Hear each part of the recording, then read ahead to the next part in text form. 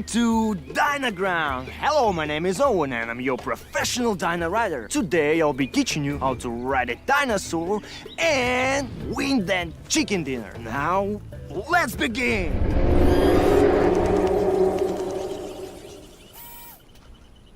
Relax, don't be scared. That's the sound of the mighty T-Rex.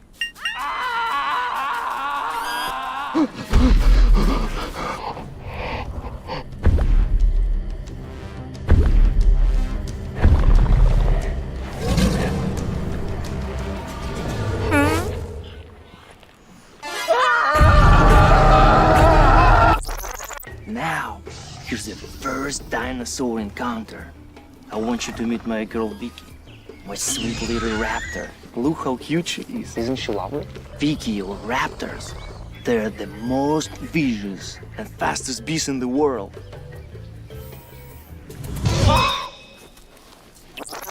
To ride a dinosaur, first you must build trust.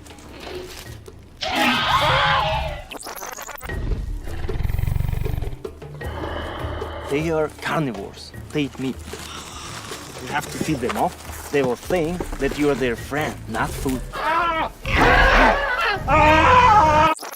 Once they trust you, they will be a great companion.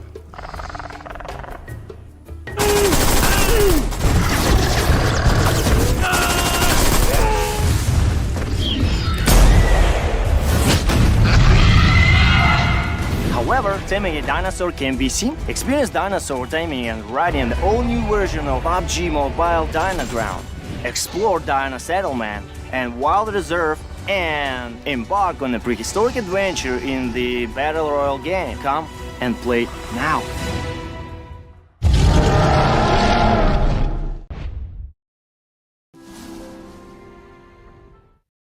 Well, hello and welcome back once again to another glorious day of Ruthless Europe Invitational, which is presented by Ruthless Esports. Your casters for the day again are going to be Raider and Arpcon, and today we are going to witness Phase 2, Day number 2, and eventually if I talk about the matches, that is looking quite good. Today again, 5 more matches are going to happen, and then day after, then I guess tomorrow, the rest 5 matches are going to be there. So I guess in Phase number 1, we did saw a lot of competition, a lot of ups and downs coming up in there in the competition, but today, if I talk about the current meta, if I talk about the current standings of the teams, it is looking like there are quite a few teams which are trying to give a harsh comeback at this point. So I would love to see how that comeback is going to be there for today. But yeah, Arpcon, what's your pick for today? I think today is going to be, everything the teams would be waiting for. Eventually, they wait all the way till the third day. I don't think that, the scenarios would look that delightful for them, given the fact what we saw in the phase number 1. Team SBG and the startup team FLUX, they were leading the leaderboard, at the first and second position.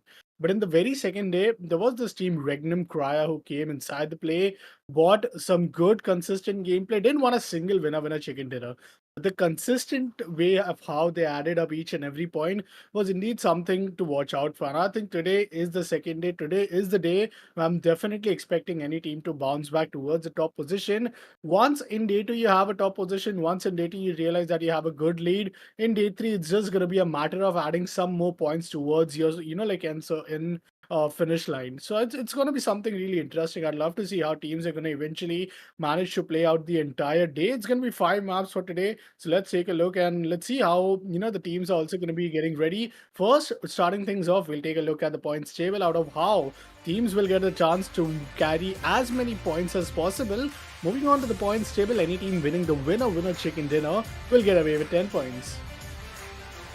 Well, yeah, you can clearly see that how point distribution system is working out at this point. Every single kill is going to get a team a step closer, to be honest. 1 point is going to get credited for their every single elimination. But on the other corner, if we talk about the positioning from 9th to 20th, nothing will be there in their favor. But let's talk about the tournament. These are the few dates that you have to mark in your calendars. Although majority share of the tournament is already done and dusted, just 2 more days, including today. That is 6th June and 7th June is pretty much here. Phase number 1 is already done and dusted, where quite a few teams were exceptionally well. And now if we talk about phase number 2, again the competition is looking quite good because there are quite a few teams which are trying to be consistent. Let's talk about the prize pool, which is of $1,000. The first position will get 500, second 250, and third position I believe is going to get 150. Along with that, the MVP, the most valuable player, is going to get $100 as well.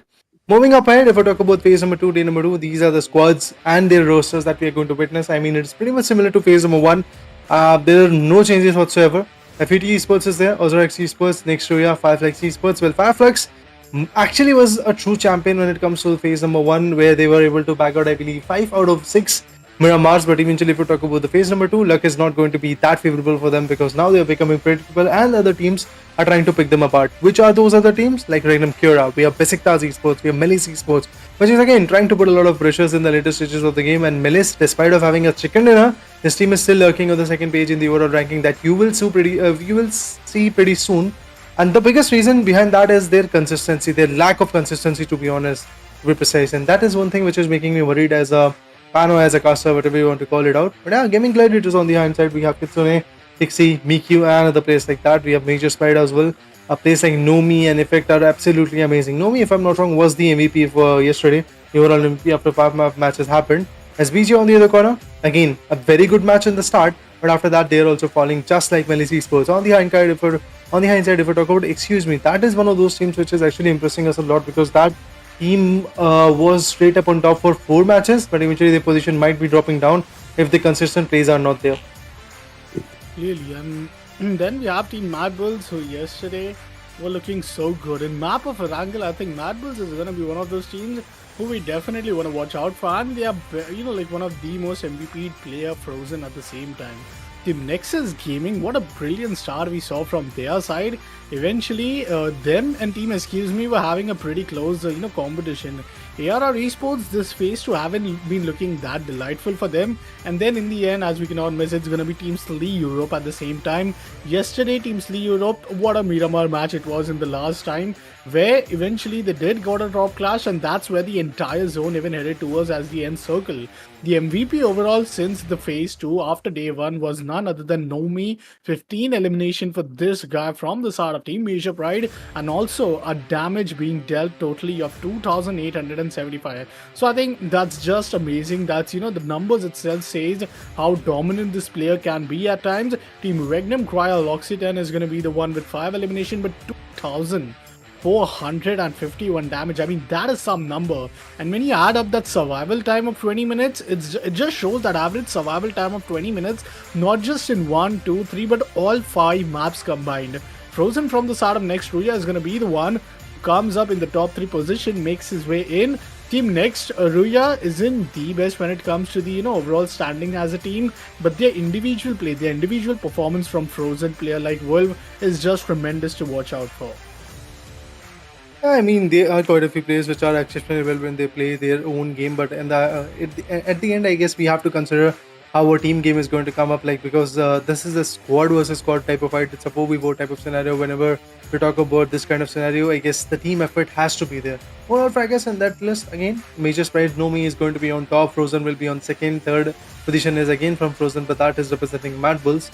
REGNUM CARYA Strong is actually there with 11 packs. That means there is not a lot of buffer. It can change quite rapidly. Today we might see some of the faces coming up in the overall fraggers list, but remember guys, overall fraggers is completely different to the MVP, and the MVP is going to get the $100 reward, not the overall fraggers. But yeah, it is good to see that a single player can dominate that much, which is again quite impressive to be honest. But yes, Major Pride is a very consistent team. They're trying to actually boost up their performance. Same goes for REGNUM CARYA, but same can't be said for teams like NR next year, that is, and also for MADBULLS, because yes, they initially had the control. If you guys remember, the first ever chicken dinner of phase number 2 was in the hands of MADBULLS, but eventually that was just for 15 points. And now in the overall fraggers, overall ranking to be precise, you can clearly check out how these things are shifting. MADBULLS do have the control. After having 2 good chicken dinners, they've got the 60 points in their favor, which is again the first team to touch the 50 point marker. Excuse me, on the other corner is not that far away. They have to secure 12 points in order to reach out to what MADBULLS is having at this point. REGNUM CARYA on the other corner without any chicken dinner is once again trying to be consistent the way they were in the first half. In the first phase, if you guys remember, Major Spike 39 points, FET Esports 33, next RUYA 33 as well. RUYA Esports with 30 points, and eventually if we talk about NEXUS Gaming, they have got 29 points. We do see a lot of green arrows at this point. That really shows that there is a massive jump coming in from a lot of positioning. Like if we talk about next RUYA, look at them. They have jumped from hashtag, if I'm not wrong, 11 or 12 to hashtag 6, which is again a very massive jump, and I'm quite impressed to see that kind of jump and that kind of anticipation coming in from a lot of teams. I would love to see how far that competition is going to get evolved. But the thing is, at this point, we have ARR Esports also jumping a lot with 3 positions jumping in their favor, 26 points to be precise. Now SBG, if I talk about them, they have 25 points. MELISE Esports 22 as well. OZAROX Esports 21 points. RUYA up with 19 points. BESIKTAS with 16. FLUX Esports with 14 points. And unfortunately, but the harsh reality is, Gaming Gladiators are now stuck at just 4 points. I mean, after playing 5 matches, they don't even have an average of 1 points per match. So I guess that is one thing which is making me sad. Yeah, Gaming Gladiators have to step it up. Otherwise, it is going to be out of equation for them. Top 10 Miramar performance, if I talk about that. Top Miramar performers are, with 11 rank points and 16 total eliminations points. That means in just 2 maps, they have secured 27 points, which is again a very huge score to set out. MADBULLS on the other corner is also pretty close. They have got 20 points in the 2 matches that they played in the Miramar map. And eventually, if we talk about REGNUM CARYA, similar thing, 20 points for them as well, and same goes for MELISE. But the only difference that is coming in is coming from the perspective of total damage and survival time as well. In the terms of total damage and survival time, I believe it is going to be REGNUM CARYA, which is actually on top. You can clearly see 3,488 is going to be the damage. And the average survival time is also 25 minutes and 37 seconds. On the hindsight, if it talk about what they have is massive rank points and eliminations points. Okay, now that's new for me. We have Sanhok coming in today, guys. Miramar, Sanhok, Miramar, and Sanhok. Well, that's a huge surprise for me as well, as because I didn't know that. I didn't have the kind of information. Like I was expecting today also, like Erangel will be coming in, and after that Erangel we'll get to see Miramar and stuff like that. But eventually we are going to start with Miramar, then we'll dive into Sanhok, and again Miramar, then Sanhok and Miramar. Well, that's a surprise, and that's a very good surprise to be honest, because we've casted quite a few IPs, but still the thing is, we have not seen Sanhok at this point. Ruthless itself, we have not seen that many Sanhoks coming into the play, but finally we have got Sanhok. So I'm actually quite interested to see how Sanhok is going to play as the map and how teams are going to interact in it, because yes, the number of teams are going to be same, the number of players is going to be same, that is 16 teams, 64 players, but eventually we know that the map is actually quite short when we compare this to Erangel or Miramar. It's 4v4 map, 4 into 4 I believe, so completely half. But let's go to the predictions as well. The first map is Miramar. I'll go on a safer side. I'll go for FLUX Esports. Well, in the first phase, they were very good. But in the second phase, their start is not that good. So I really believe today they have to step it up so that they can become the actual conqueror of the Miramar. What about you, Afghan? Which team are you going to prefer? For me, it's FLUX. What about you?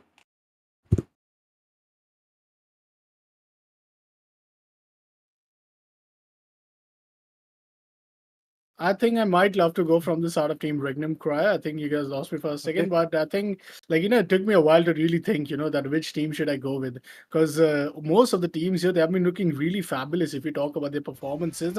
REGNUM CARYA definitely going to be the one who have to make sure that they come up on top. But our first game has already started, and here we go right inside the map of Miramar. As the game is going to be starting up, the flight path comes also in, and it's going to be a pretty interesting flight path, starting things off from the bottom Los Egos all the way towards Campo Militar.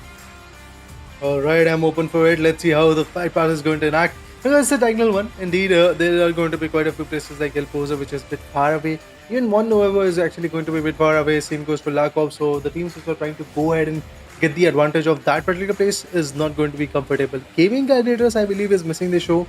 I mean, they were already at the bottom. I don't know why they're bailing out from the tournament. They should actually perform. They should actually give their 110%. That's what we call the sportsmanship. Or should I say e-sportsmanship? But yeah, at the end, I believe the experience of fighting in this kind of lobby is absolutely going to be amazing, all thanks to Ruthless Esports. If I talk about SBG, well, they don't have any kind of points at this point. I mean, this is the harsh reality that they're just dropping in. They might be having some clashes. MADBULLS is trying to go ahead and reach out for the Puerto region. On the hindsight, we have Major Spide trying to tackle the Los units in their favor. But look at the circle. It's a very amazing circle, to be honest. But there is a clash, man. Sly Europe is again in a fight with some other team. I would love to see what is the name. And that is BRA Esports, which is trying to take up a fight. Again, a very good shot. S12K is in the hand. They can easily have the advantage out of it. Okay, they have Sickle in the hand, but unfortunately, it's Reflect who is going to completely shut down the team. And all of a sudden, the whole team of Sly Europe has been taken down. Well, that's a sweet spot to hit on.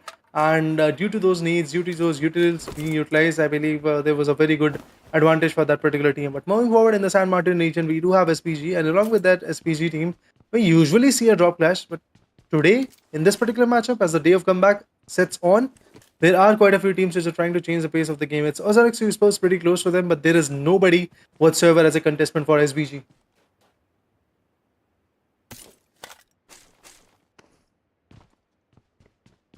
Well, let's have a look into it. I believe at this point the map is looking decent, the fights are looking decent. I would love to see how far the I guess aggression is gonna go, because there are quite a few teams which are trying to take a lot of contestment. I would love to see how Montano is going to maybe unfold. FLUX Esports, which is my pick, is also looking quite good beyond the areas of Somashara. They're just trying to loot it up, and then eventually in the later stages they might have the advantage out of it. If I talk about Upcon, he had the pick of REGNUM CARYA, if I'm not wrong, and they're actually moving on in the areas of Picardo.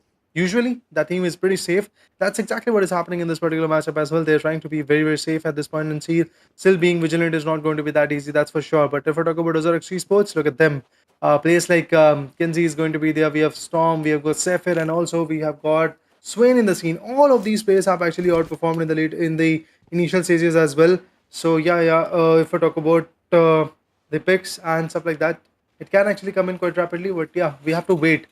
Guys, also make sure to support your favorite team. If you have any preferable team which you want to pick, like the team that you really think is going to take a chicken dinner, make sure to actually go ahead and comment about them, so that we can also have an information about your favorite teams, and also which team might be able to just get that chicken dinner and stuff like that. So yeah, go for it. Our moderators are there on the live chat. You can easily chat with them, and eventually they will let us know. And after the stream gets over, we will be also focusing on the chat, so that we can have an feedback. If there is any feedback, let us know about that as well. But yeah, make sure to actually just like, share, subscribe, because this contestment is not going to stop. Tomorrow also there is going to be the day of judgment, which is going to be the final day of this Ruthless Europe Invitational, if I'm not wrong. But still, the thing is, IPs from Ruthless IP Esports are absolutely amazing. It is going to come in. Maybe some other game, maybe some other, not some other game. I believe game is going to be Pubg Mobile, but some other region, some other enactment is going to be there. Pretty soon, next IPs are going to get launched. So stay tuned for that as well. But at this point, if we talk about 14 teams and 56 players, we do see a very close competition coming in. And there we go. First knockout, guys. At this point, between SBG and OZAROX Esports is going to come in, and that is SBG getting the control out of it. He's going to slice him open at this point, and yeah, there we go. Cuts him open, and he's going to just completely loot it up. So yes, OZAROX Esports is not at all going to be happy about the fact that they are going to get backstabbed and they are getting surprised like that. I believe nobody is going to be happy whenever something like that happens to a player. Obviously, you really think that...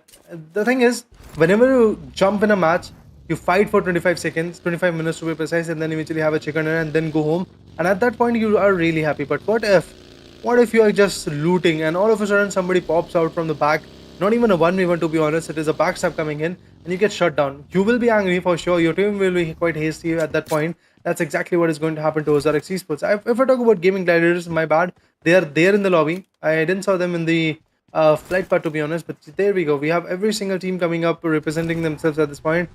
Yeah, gaming gladiators is there. 14 teams and 55 players are still surviving, I guess. At this point, if I talk about PRA Esports, they are out of equation. They went out way too early, to be honest. I was expecting a lot from their corner. But still, at the end, I have to, I guess, consider the fact that they were unable to perform the way the lobby demands at this point. And they really had to perform, because their positioning is not that strong. They were at 7th position. And right now, the team which was able to take them down was, I believe... an amazing team, an amazing competition from the corner was there, which is known as Sly Europe. So yeah, Menageries is now pretty much empty-handed, and this particular team known as Sly Europe can actually have the complete control out of it. And when you see that there is no initial clashes, and when you have all the 4 players alive, and also you have secured 4 amazing finishes, the spirits are a bit more high, I believe. So yes, Sly Europe currently with 23 points is trying to just take down the SBG or maybe ARR as well. Altogether, they can easily come up with a good chicken dinner, which is going to push them a lot. Like in the top 5 positions, they can be. And yeah, reaching out to that particular position is not at all going to be easy. Well, we are missing one team, and that is going to be the team which is stuck at the 5th position in the leaderboard. At the same time, if we talk about MELISE Esports, look at them. Pretty close. They do have an information that Akashi is going to be there in the close quarter area. So he might actually go ahead and pop out some shots or so. But yeah, it is not going to be easy for sure. But yeah, the sprays are coming in to the monster truck. The player is trying to rotate, but let's see how far will he be able to go. Yeah, I mean, the rotation is looking successful, which is the best part. He was able to survive out of this rampage of an attack coming in. Okay, finally the headshot gets connected. What was that? Kiss you with a beautiful spray coming in. Was able to take 2 headshots onto the player, and with that, SBG's Akashi has been taken down. Man, I was not at all expecting. I was like, yeah, he's gone. He won't be able to pick him down. But no, that's not the case. Another player from SBG might be getting taken down, because MELISE Esports are not leaving. They're not letting it go that easily. They're just tagging around the players. They're trying to shut them down. But it's not that easy, to be precise. But yes, they are doing everything that is there in their efforting corner. Kiss you. stuck in a 1v2, and now he's obviously going to get traded off. Not just him, Lewis is going to be the last man standing. I don't know what is happening, man. All of a sudden, the complete change of the trade is coming in. Like, OZAROX Esports from the back end is trying to attack them. From the front end, we have SPG trying to tackle them. So multiple teams are trying to question the stronghold of MELISE Esports, and all of a sudden MELISE Esports, which had the 4-man power, which had the initial control in the game, is now falling like a bunch of cards. Oh, this is going to be, I think, a little difficult one. Eventually, Team OZAROX Esports now realizing that taking the center of the circle would mean the best case scenario possible for them. Team SBG managed to farm 2 bloods, took down the side of Team Foot, and eventually now things might start to look a little different as they are heading on for the final circles. Let's see, it's just the first zone. Wallow spots one guy out. The sprayer isn't yet the most promising one yet, but hey, at least you gotta give a heads up to the try. Zone number 1 is gonna close in within 5 seconds. And now let's see where this circle is gonna eventually close things down. Team RUYA has so much space to work with in the western zone. So this could definitely mean a lot. Chimachara, Picardo and Los Leones are gonna be those circles where you are gonna see each and every team being already in. Team FF, which is going to be FLUX, going for the center. Team Excuse Me just coming in towards Chimachara. Team GAIMIN Gladiators as well coming in from the bottom side. There might be a fight between GAIMIN Gladiators on the side of Team Major Pride, but taking a look after the vision of Team SBG, the POV looks a little promising.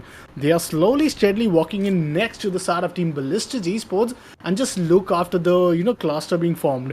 Even Team ARR is one of the teams who could be in a very struggle stump spot. So far, Team MAD and NEXUS haven't yet made it inside the circle. So, I mean, this is going to be a little concerning one. Let's see how eventually it pans out. Team Slee, who managed to take down the side of none other than BRA, is going to be indeed an interesting one. As for the first time, I think, in the Phase 2, Team BRA Esports managed to go down towards Team Slee Europe, that too in a flawless fashion. All the 4 players are alive and they are really looking good towards the side of Minal's Grenel's position. GAIMIN Gladiators, meantime, the rotations are asked to come in.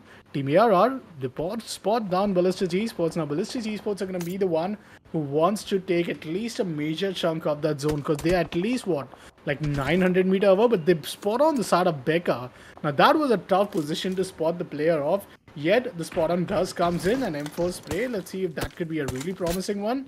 The damage indeed could be inflicted, but if he gets knocked off at that position, I don't see any sign of revival. Team MELISE at the same time are going to be right next towards Team GAIMIN Gladiators. On the backlines, we did see Team ARR Esports as well, just in front of Team MELISE. So let's see how this goes. Team MELISE and Misha Pride is going to be the point of contact. It's going to be Levis who is going to be one sole player surviving, but it's the DBS in his hands. So we are ready for the DBS action. Let's see what show is he going to put up, because it's going to be an interesting one. A 1 versus 3 for him. But Team Major Pride, they completely cannot really anticipate if there's any player. Yes, the footsteps are going to be taken care of. Perfect is going to spot one off. The DBS is going to be heard. They're going to be pretty cautious, and now he's trying to fall back. The Molotov is going to pull him away from the panic room, but nonetheless, Perfect, he's taking it step by step. The util dump is coming in towards the top floor. Levy's heads, is he going to manage to stay alive?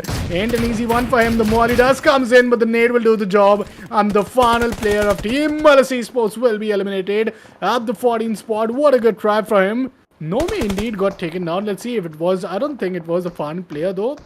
But GAIMIN Gladiators, they do realize that there is a push coming in with only 2 players. Not going in for an instant rush is a smart call. From Stizzy is going to be all the way in the back lines, and as a team, if you want to push in, it still could be a smart option. But if 2 of your players gets taken down, I don't see any much of the advantages which TC could indeed bring in. Mandiria meantime gets some damage out of Team NEXUS. SBG still not inside the circle. The moment they'll go in, Team AR and BESIKTAS will be there, but look after the circle, how close this is going to be. Chimachara is once again going to close down towards the little Centric side. Team MADBULLS are going to find themselves all the way away from the safe circles, and so will Team NEXUS and Sleudo. But at the same time, Team REGNUM CARYA gets the first point of contact. It's going to be Penchik who gets taken down. REGNUM CARYA still not over aggressive. NEXUS Kapala is going to get knocked down from the play circle. So play circle indeed slowly steadily is going to give a lot of damage to these teams. Team BESIKTAS at the same time are getting down towards Strix, and now there's no sign of revival to be made for the side of these fallen players. I mean, it's going to be difficult for sure. The players who have been taken down, revival is going to be a bit more difficult for them, and that's exactly what is happening. BESIKTAS Esports is also losing a bunch of players at this point. I mean, 2 good players have already been taken down. If we talk about Octavian from NEXUS Esports, is also in trouble. MADBULLS on the hand side is going to pick one from Gaming Gladiators. Now that's interesting. Like players are trying to openly rotate from the Mirados, and we know that Mirado is not a very comfortable weapon to rotate with when we talk about the Ridges. But MADBULLS is not letting it go at that easily. They're trying to just pick apart the player. At the same time, Sly Europe is actually going to be very chaotic. Look at them, 6 amazing frags from the corner. They're still trying to hunt more. MADBULLS on the other corner is also trying to go in a similar approach. Look at that nade. It was flying right into the face, but he decided to just rotate and eventually change up the direction. Now the nade could be coming in, but before that nade happens, he's going to change the trade. And with that, MADBULLS is going to finally secure 4 amazing finishes. Gaming Gladiator once again is going to be way too early to get eliminated, because remember guys, in 6 matches now, they've secured just 4 points, and it is actually looking very, very bad for the team. But on the hindsight, if we talk about FLUX Esports, they are also in a pickle at this point. They're trying to fight back. They're trying to get the advantage. Yes, they do have 1 elimination in their favor, but they have to take down another 3 set of players so that they can have the complete control of the game. Major Sprite on the other corner, remember guys, they are in the top 5. So taking them down is going to be very, very challenging. There is a reason why Major Sprite is still on the top 4 charts, and that reason is their aggression, their reason is their strategies, that reason is their patience of the trigger. But on the other corner, if we talk about Nexus Gaming's Octavian, he's also trying his level best to get some good picks. So they do have 12 teams, and the Renal player is still surviving in the matchup. And one question for you, Apkon, that is going to be out of this particular matchup. So in the schedule, I did saw that there are going to be 2 Sanoks in the placement of 2 Irangers today. What is your approach, your thinking about that? Oh, I think teams have to go in aggressive at this point. If you see a map like Shannon, you know how difficult is it going to be for you to play for the survival, for you to come out to be victorious as its winner win a chicken dinner. It's just like deciding that you want to come at the #1 won't get you the #1. So, you know, eventually playing for these picks, I think today you can expect a record breaking, you know, like numbers which team might really add up. The MADBULLS are now leading the entire scorecard with 64 total points. This is just the first game. I think it is 3 Miramar and only 2 Shannon. So I do expect that things could go really interesting, because there are 3 Miramar. Teams have to make sure that these rotation has to come in, but those Shannon could be really, really, you know, I'll say game changing for the teams in the bottom. Top teams might really have a struggle when it comes down to consistency, and that's where it's a big challenge for a team like REGNUM CARYA. But now just look after the util dump which is going on. Team FLUX Esports, they're still looking to close things down towards the side of Team Major Pride. Major Pride just inside the back lines. They have to switch on to an FPB, but oh, Monkey, he is gonna get a little flamed out of that molly. Hopefully he gets to survive, but meantime Lutz is gonna come in. He gets the first knock. Oh, this is gonna be a little difficult, but no way that he gets taken down to that wave. Somewhere down the line he finds 2 blood for himself. Now Team FLUX are down to 1 plan. That one single player, Nomi, will take him down. Oh man, this was such a big blunder. Going apart, it was a 2 versus 4 scenario. Lutz was the one to get the first advantage when it comes to the knock. And with his M763, it was just down to a 2v4 somewhere down the line. Nomi and Infinity, they just did such a tremendous job. And with that, Team FLUX Esports fell down in their knees in their own home ground of Miramar. I mean, a 1v4 coming from Monkey Sun's perspective, Major Spy is hands down. Every single player from that particular team is way too aggressive and knows when to step it up a notch and eventually get the advantage in their favor. So I'm way too impressed at this point, the way the performance went in from their particular perspective. So yeah, I would love to see how Major Spy is going to just completely chase out other teams like Excuse Me or maybe also REGNUM CARYA. I mean, REGNUM CARYA is already dethroned. Next, RUYA is trying to just approach the 5th or 4th position at this point. Well, it won't be that easy. They don't have the manpower. But on the hindsight, all the table toppers teams also have the manpower, despite of the fact that Major Sprite and also REGNUM CARYA are left with just 3 players. But the thing is, these 2 teams are quite capable of actually coming up with a chicken dinner with just 2 players or 3 players in their favor. So I really believe at this point, next RUYA, Nexus Gaming, SPG, every single team is going to have a tough time dealing with that. But yeah, there we go. Nexus finally gets taken down. Okay, that was ARR if I'm not wrong. So yeah, ARR Esports also goes out way too early at 11th or 12th position. So again, I was expecting a fight coming in from the corner. I was expecting a comeback coming in, to be precise. Because now after losing this particular fight, OZAROX, Sly Europe and teams like BESIKTAS Esports have got an opportunity. On the hindsight, if I talk about BESIKTAS, I really believe they are way too far away when it comes to their comeback. But MADBULLS, look at them. Now they're getting inflicted with the damage coming in from Sly Europe's perspective. But Sly Europe is one of those teams which is already having 6 amazing frags, and they might actually boost up a lot. But at the same point, distance is way too far away. Even if Sly Europe wants to actually push forward, they won't be able to get that kind of damage done in their favor. And REGNUM CARYA on the other corner is trying to put up a lot of pressure on the last man standing from Nexus Gaming, and that's it. It's done. Octavian is out of equation with just 1 point in his favor, and at #10, if I'm not wrong, he's already out of equation. That means just 1 point will be credited for him. after playing for, I guess, maybe 15 or 16 minutes. So yeah, Yeah. this is quite demeaning, to be honest. Like, you play for 16 or 15 minutes, you play till the like fourth or fifth zone, and still you are not getting any kind of position points. So that's obviously going to create a lot of desperate attempts in your mind. Same goes for Firefox Esports. I mean, they were trying to be desperate, they were trying to be pushy, but at the same time, Major Sprite was ready with the answer. So all of a sudden, things were changing quite rapidly. Same goes for ARR Esports as well. But what about BRA and Nexus as well? Because they were also way too close to, I guess, some good placement points, but eventually they also went out way too early. But now looking at the zone, you can clearly see there is going to be a fight in between next RUYA and excuse me while rotating into the particular play zone. But the biggest part is, where is the zone going to shift? And it's a central shift coming in. There are three teams which have kind of an advantage in this particular PY, and that is Major Sprite, Sly Europe, and also MADBULLS coming up way too close. Look at Talika, a complete flank from its side. But yeah, it's interesting. It's interesting to see how these players are trying to evolve now. Enjoy is going to be the last man standing. Peace is not at all peaceful at this point because he has been knocked out. And it's a 1v3 type of scenario, I believe. Yeah, 1v3 to be honest. So everything that is there in BESIKTAS hand are trying their level best to do it. But look at Swain. Individually, this guy has got 6 amazing frags, and that too, all of the frags for the team is already in his hand. I mean, wow, what is happening today? Individual plays are way too impressive. Like Monkeyson, a 1v4 from his corner. Swain, a 1v6 from his corner. That's what I can say. So yeah, impressive fights indeed. Completely, and I think so far, Team MADBULLS, they have somehow managed to get those 4 players till the end circles. But look, just look after the mini-map. I think there's no one really to contest them. 8 teams surviving, most of them I do see with the numbers advantage. Next RUYA, you can see they have a big, like Pubg jump, but they can make Sly Europe have 4 players. At the same time, if you take a look after Team MADBULLS, they are inside the compound, but what a nade from the side of Havoc as he takes down one player. The next RUYA are going to get pretty much formed up that do they have to go for the revival. Meantime, the close-in is also coming in. It's just a matter of 100 meters that they have to close in. This could be a pretty devastating one because Team Next RUYA have that benefit of doubt to make sure that they could gatekeep. But these nades coming all across Team Next RUYA, just look out to their HP. And with that, another man goes down. Well, make it 2. 3 players fall in just to these grenades, and all of a sudden Team Next RUYA are down to only one single player. The nade does not just knocks them down, but also finishes them down, and the farm player is indeed going to get spotted. But it's not going to be a fruitful one. This is going to be a little difficult one. Backup does arrive in time. Excuse me. Oh man, they are looking at another level. Yesterday, if I'm not wrong, Raider, this was the map where they managed to get like 11 total elimination, but indeed got eliminated at 7th spot, which means only they got was like what, 13 to 12 points. But I believe one more time, if this is how the situation goes along, Team Excuse Me now will be in the good spot to complete at least 50 total points in the points table itself. And given the fact that today there are going to be 3 Miramar and 2 Shanok, we are kind of going to miss those random plays, but Shanok is going to be a real delight to watch out for.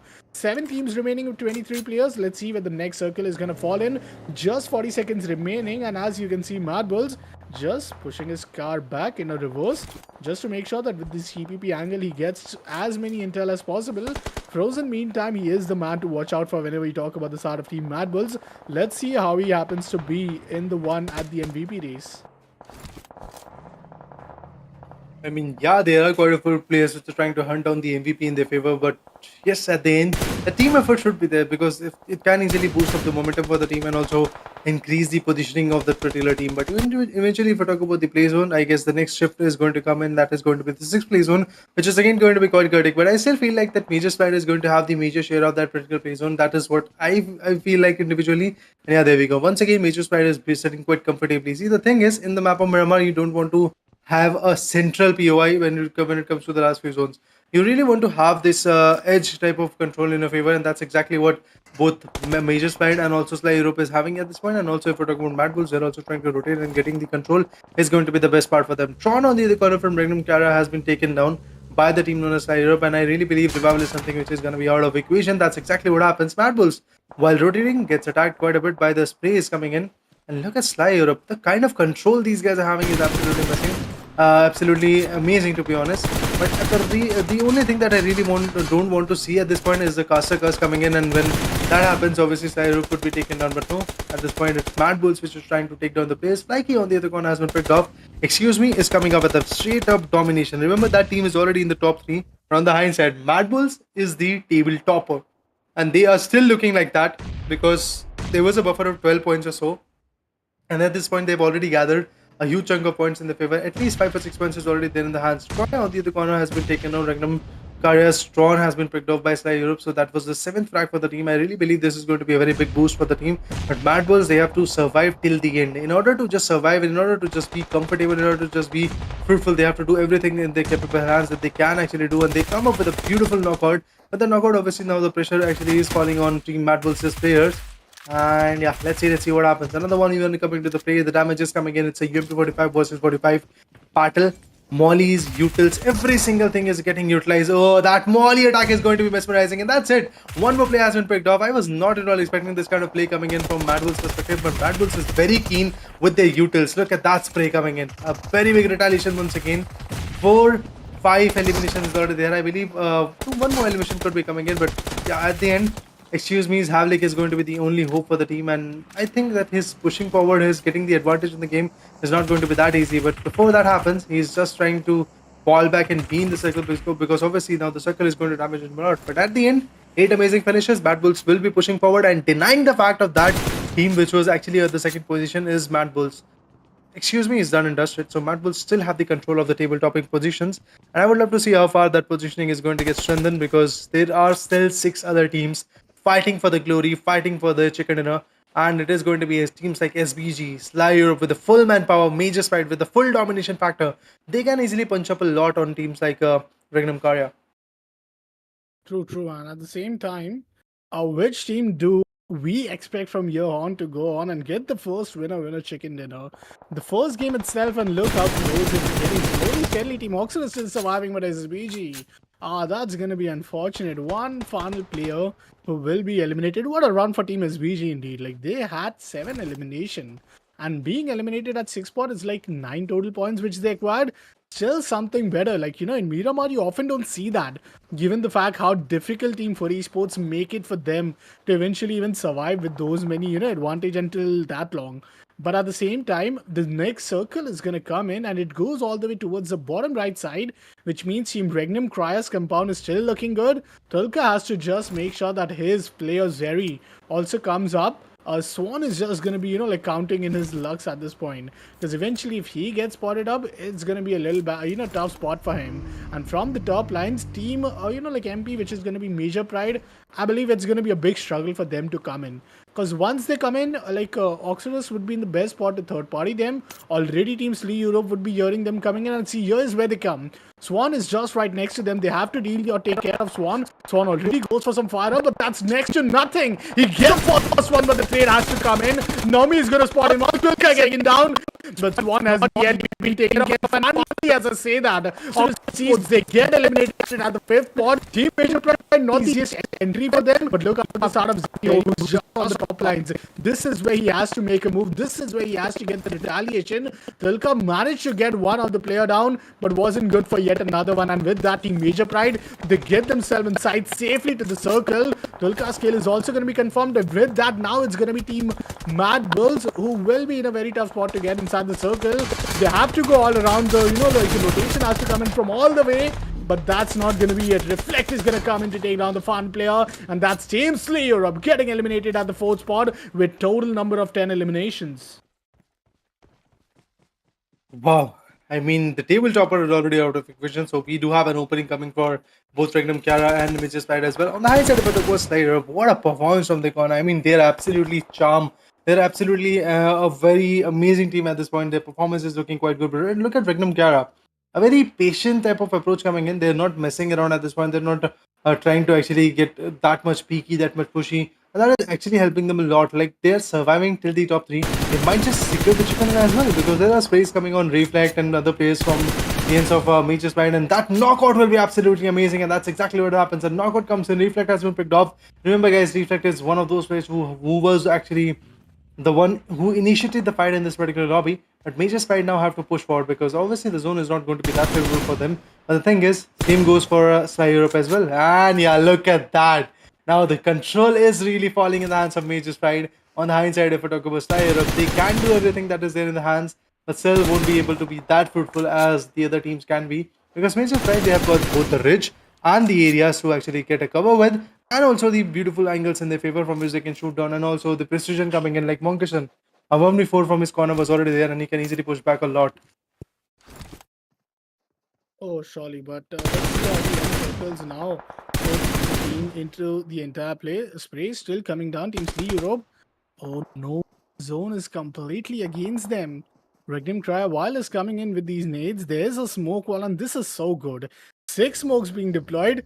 Reflect is going to be the first one to go in at first. But if they go in slowly, steadily, it's not going to be the best one. Reflect, meantime, gets taken down as he was so down, but the car instantly comes in, and what an execution from 3 Europe. First they put one as a bait, then they put 2 cars all aligned. Reflect is going to be, the one who gets costed up. But at the cost of Reflect, all the 3 players safely make it inside the circle. And now it's going to be one man up against the entire team of 3 Europe. It's the nade who will be starting things off, but Pechnig, who gets a counter nade, gets down with another knock. And this time, it's going to be the final nail in the coffin for Team REGNUM CARYA as they fall down at the 3rd position. Well, at the same time, let's see how situations are gonna come in as Team Asia Pride. We didn't expect it that this could go so easily in the favor of them, given that they were so in the opposite side of the safe circle. Now, will they get the favorable conditions in the next circle? All along, they have been starting to take these map control. It's like they have at least 60% of map control, as you guys can see, and just a corner position for the start of 3 Europe, and that's just the compound. Hopefully, this is not the end, as the 9th circle is now being made. The spot does comes in, and that's going to be Nomi, who this time gets spotted. The zone has already started to shrink in, which is indeed going to be the one of the dead circle. 100 and I believe, like some 50 seconds more remaining till the end circles are going to close things down. But at the same time, the first knock comes in Team Major Pride up in an advantage. And what? Madrian totally gets taken down to that zone. There comes another knock, and this time it all comes down towards the start of Zeppa in a 1 versus 3 scenario. And with no player being spotted out, it's a tough scenario for him. He gets flanked up, and Team Major Pride wins the first map as a winner chicken dinner. Feeling a lot of pride by Major Pride, to be honest. What a performance coming from the corner. I mean, they were actually on the edge of the zone. And the best part was, zone was actually a bit favorable for them, and they had the ridge control, they had the idea from which they can push forward. And kudos to Side Europe also, because they could have decided to rotate on the left side and maybe fight with both the REGNUM CARYA and Major Pride. But they decided to go a bit aggressive. They have wanted to have the zone, or should I say compound control in their favor. That is how REGNUM CARYA also went off the equation. But now moving forward, with that performance, Major Pride have jumped a lot. I mean, they were at the 6th position, and from that particular positioning, they have already secured the 2nd position in their favor. The only team they have to beat is going to be, I believe, MADBULLS. But yeah, 20 points, kudos to them. With the phase number 2, day number 2's match number 6 already in their favor, they are looking quite decent, quite strong, and quite, I guess, aggressive as well at the same time. But now moving forward, let's go to the match summary so that we can have an detail about the team statistics as well. So yeah, there we go. Nomi with 926 of a damage taken is going to be 346 for eliminations, total 5 knockouts as well. If we talk about Monkison, he had secured 302 damage taken is going to be 179, 5 eliminations as well. Again, a huge amount of destruction was coming from Monkison, and also Nomi's perspective. On the hindsight, did went out way too early by the hands of, I believe, FLUX Esports. But Effect on the other corner from Major Pride also did his own performance, and the performance was absolutely eye-pleasing, to be honest. But yeah, moving forward, there we go. These are the details that I wanted to really share. But yes, let's talk about more and more details so that we can have a perspective of how the whole match panned out and how the whole performance went down. And moving forward, we'll get to see the teams to watch, and that is Major Pride. First of all, 6 kilometers of a rotation in which they were able to use 5 nades, 20 slugs, and 2 mollies. In 23 minutes and 55 seconds, they were able to dish out a lot of damage. On the hindsight, if we talk about Sky Europe, 7.5 kilometers of a rotation, where again similar type of nades and utils were used by them as well when we compare them to Major Pride. On the hindsight, if we talk about MADBULLS, a lot of big rotations were coming from the corner, because this is a team who loves to jump in Puerto region. But from that particular area to the area of Tumasara and close by areas, they had to rotate from 9.6 kilometers, and eventually when the rotation was successful, they were able to have a major share of the lobby as well. Sky Europe on the other corner, Reflect is going to be the guy who is going to become the most valuable player. Remember guys, 5 finishes were there from Monkison's perspective as well, but the thing is, whenever you consider an MVP, you have to consider 40% damage, 40% survival rate, and 20% eliminations, and that's how Reflect is going to become the reflection of being an MVP in this match number 6. Completely. I think The only time I think where Teams Europe completely fall down when was Reflect went down in that fight to come inside the circle. 20 total points, but Teams Europe with 12 elimination are just 2 points down to that. And this really looked wonderful. Team MADBULLS at the same time added 12 more points. Already they are having a good lead in the leaderboard. And with 12 more points, it's just going to increase it. Team SVG, as we mentioned, they had 9 points. Oxidus looking pretty brilliant. That one solo player, I think Swain, was coming in with so much impact. 9 total points which he bought in this entire game. REGNUM CARYA with also 9, which is actually tremendous because they fall down at the very third spot if I'm not wrong, leaving Team Major Pride in the end with 3 Europe. But taking a look after match summary, Swain, as we mentioned, that one single player who survived all the way for his team had the highest elimination. 9 points for Team Oxidus, but out of that 9, I think all 9 points you could dedicate to this one player. 6 kills which he had, and he brought his team all the way up to the top 4 or top 5 position. When he went down was completely when Team Major Pride came in aggressive. Reflect being the one who got the highest damage as hustle from the side of Frozen. From Team MADBULLS, Team NEXUS Octavian MVP is going to be the one who had the highest healing. 729 healing is some number to watch out for. But with that, the overall ranking looks as such as the number 1 still goes all the way up. Team Major Pride is going to make their way in towards the top 2. Excuse me goes a little down towards 55. REGNUM CARYA towards the 4th at 50. But then there's a difference, and then all the teams are going to fall into this 30-ish mark. The Team Europe makes an entry with a +8. Oh my god. They were all the way, I think, down towards the 14th or 13th position. And after this one wonderful map, they're all the way up towards the top 5, which is just tremendous. And that really shows that one single momentum burst and you can easily bounce back a lot, because just 6 matches have passed. They still have the opportunity to secure some good points in other 9 matches, including the next one that we are going to witness pretty soon. So yeah, it is going to be really very crucial for a lot of teams to give up that momentum burst in their favor. But the thing is, MADBULLS and both Major Prize are a bit too far away to catch up at this point, because there is a buffer of 13 points between just Major Pride and the team that is actually on top, which is known as MADBULLS. But now let's talk about the red markers that are coming in. That is from Nexus Gaming. Again, they are pushed back from the first place to the second one. Same goes for RUYA's place as well. OZAROX just had the jump from 12th position to the 11th, which is kind of decent because they're still with 30 points. And the team which is there at the, I believe, 5th position is also there with 37 points. So one good chicken dinner for OZAROX Esports as well can easily make them comfortably in top 5 teams. So I'm looking forward to that as well. ERR Esports on the other corner, 28 points. MELISE with 22, but there are some consistent plays, not at the very good placement to be precise, and that is coming from BESIKTAS Esports and teams like Gaming Gladiators. But at the end, I would love to say that yes, the competition is looking quite good. But after a quick short break, we'll talk about the map of Sanhok coming in and also how is going to happen in that.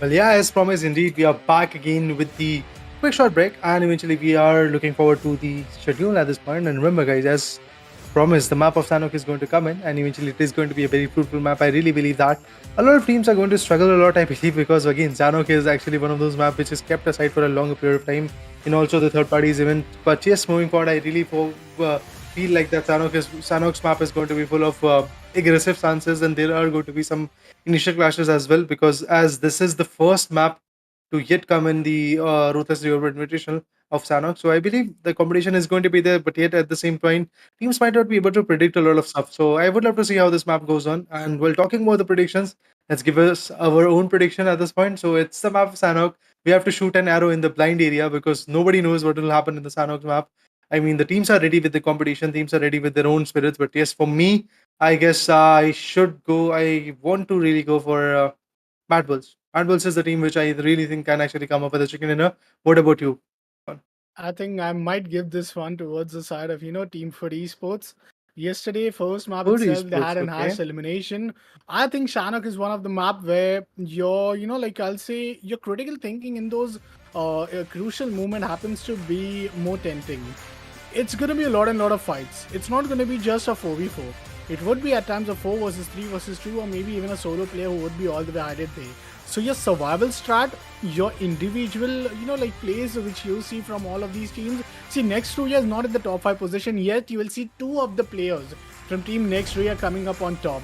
So this is where I think that, teams, the rotation won't just matter. Them just holding on an angle won't matter.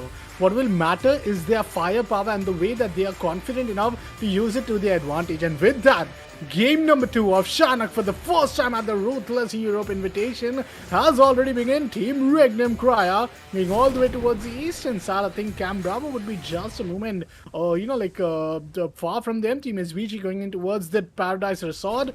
I think it's going to be Cow, which will be totally acquired from the side of Team NEXUS Esports. Houghton will be for Team ARR. Team GAIMIN Gladiators going in for Camp Alpha. Let's see where is the fight for boot camp happening. Excuse me, is already in the fight, and the fight at Paradise Resort also goes on. It's gonna be MELISE going up against the side of Team SV. Well, there you go. Once again, the picks are coming in. It seems like that MELISE Esports is going to have a very tough time surviving, and that's exactly what is happening. Like, we were predicting this stuff that we are going to see a lot of clashes because obviously this is the first ever map to happen in the Ruthless Europe Invitational series, and eventually this is the map of Sanok that we're talking about. So Paradise Resort and also the bootcamp is going to be full of clashes, and that's exactly what we're getting. OZAROX Esports is now trying to take over fight with Excuse Me, and it is not going to be that easy. BESIKTAS Esports is also there in the close by vicinity, so we'd have, I believe, a total of 3 teams in a small area of 100 by 200 meters. So I would love to see how that actually is going to get implicated. Havlik on the other corner is also struggling a lot at this point. I believe the real struggle is getting up with the angles and also with the utilities, because as we know, this is a very early fight. Both of these teams are not going to have a lot of utilities in the favor. But now BESIKTAS Esports have got an idea that there is a player, and that's exactly what happened. Look at that TPP angle being converted as a fruitful one, to be precise. OZAROX Esports is now going to finally lose their one big player. Same goes for BESIKTAS Esports. They also went out and lost their quite a fruitful player. Oh, with a Vector against an M4. I believe the picks are coming in. That's kind of interesting, man. That's kind of interesting. But again, the retaliation is coming in. They are not going to leave the players that easily. So it's a 2v2 scenario coming in. Sheffield comes up with a 1v2. He might just have a 1v4 type of formation coming in because BESIKTAS Esports, yes, they're struggling quite a bit. Excuse Me on the other corner is sitting on the banks and trying to just get the advantage out of it. They're having the warehouses in their favor. But now finally they are pushing forward because they know already the team which is there in the main building of bootcamp is disorientated. They are already getting a lot of shot onto them, so they might not just have the idea that there is going to be a backstep coming in. That's exactly what they're trying to predict at this point. But the thing is, every single team who loves to jump in the bootcamp region knows that there is going to be an inevitable clash coming in. So that is why they must be ready. And look at that, Excuse Me, have like without any HP, he's still trying to actually confront the players. At the end, it is going to be OZAROX Esports, which is smiling a bit. I'm saying a bit. Reason being, because yeah, there we go. Another clash coming in. It's Excuse Me now who is trying to take the control. And yes, indeed, it does have the control at this point. They do have the control at this point. It is going to FLUX with a damn good nade into the play.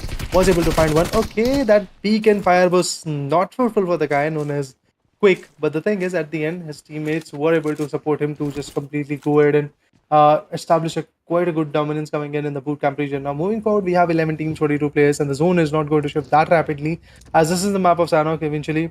The zone speed is not going to be that maximized. I really believe that. But other than that, MS, MELISE Esports, BESIKTAS, and OZAROX Esports are the three big names which are already out of the equation. Sly Europe and NEXUS are going to be pretty close to each other. So there might be a fight between these two. Completely, and I think slowly, steadily with that, already you can see, like so many teams have just fallen short to these, like incredible, like I'll say, short distances fight. Team Oxidus is out, Merces is out, Ballistas Esports also fall down. And if we talk about the numbers, then 4 kills are indeed up for Team SBG, 2 for Team, like none other than Excuse Me, and Team Melisses and Ballistas just managed to take 1 and 2 down out of their respective sides. The first zone is now starting to close down. And now let's see how the situations are going to come in. Because slowly, steadily, as the zone is going to close down, the teams are going to realize that it's 42 players remaining, still meaning they could go on for these open rotation. But Shannon, there's once again a big factor against you when you play in this map. It's that, like going on with the vehicle rotation is not just one of those, like options which you want to consider. Going on for foot, going steadily, taking slow and steady, your map control would still be a bit, like sufficient for you. But at the same time, the perfect meantime just goes in aggressive, gets his control towards this compound, will get some good loot indeed. He has an M4. Alongside that, he also has a UMP45. Next, Yuva, meantime, also taking a lot of loot time. These loot time is indeed going to be important one. Wolf, you can see a level 3 armor alongside a level 3 vest as well. So this is really good from him.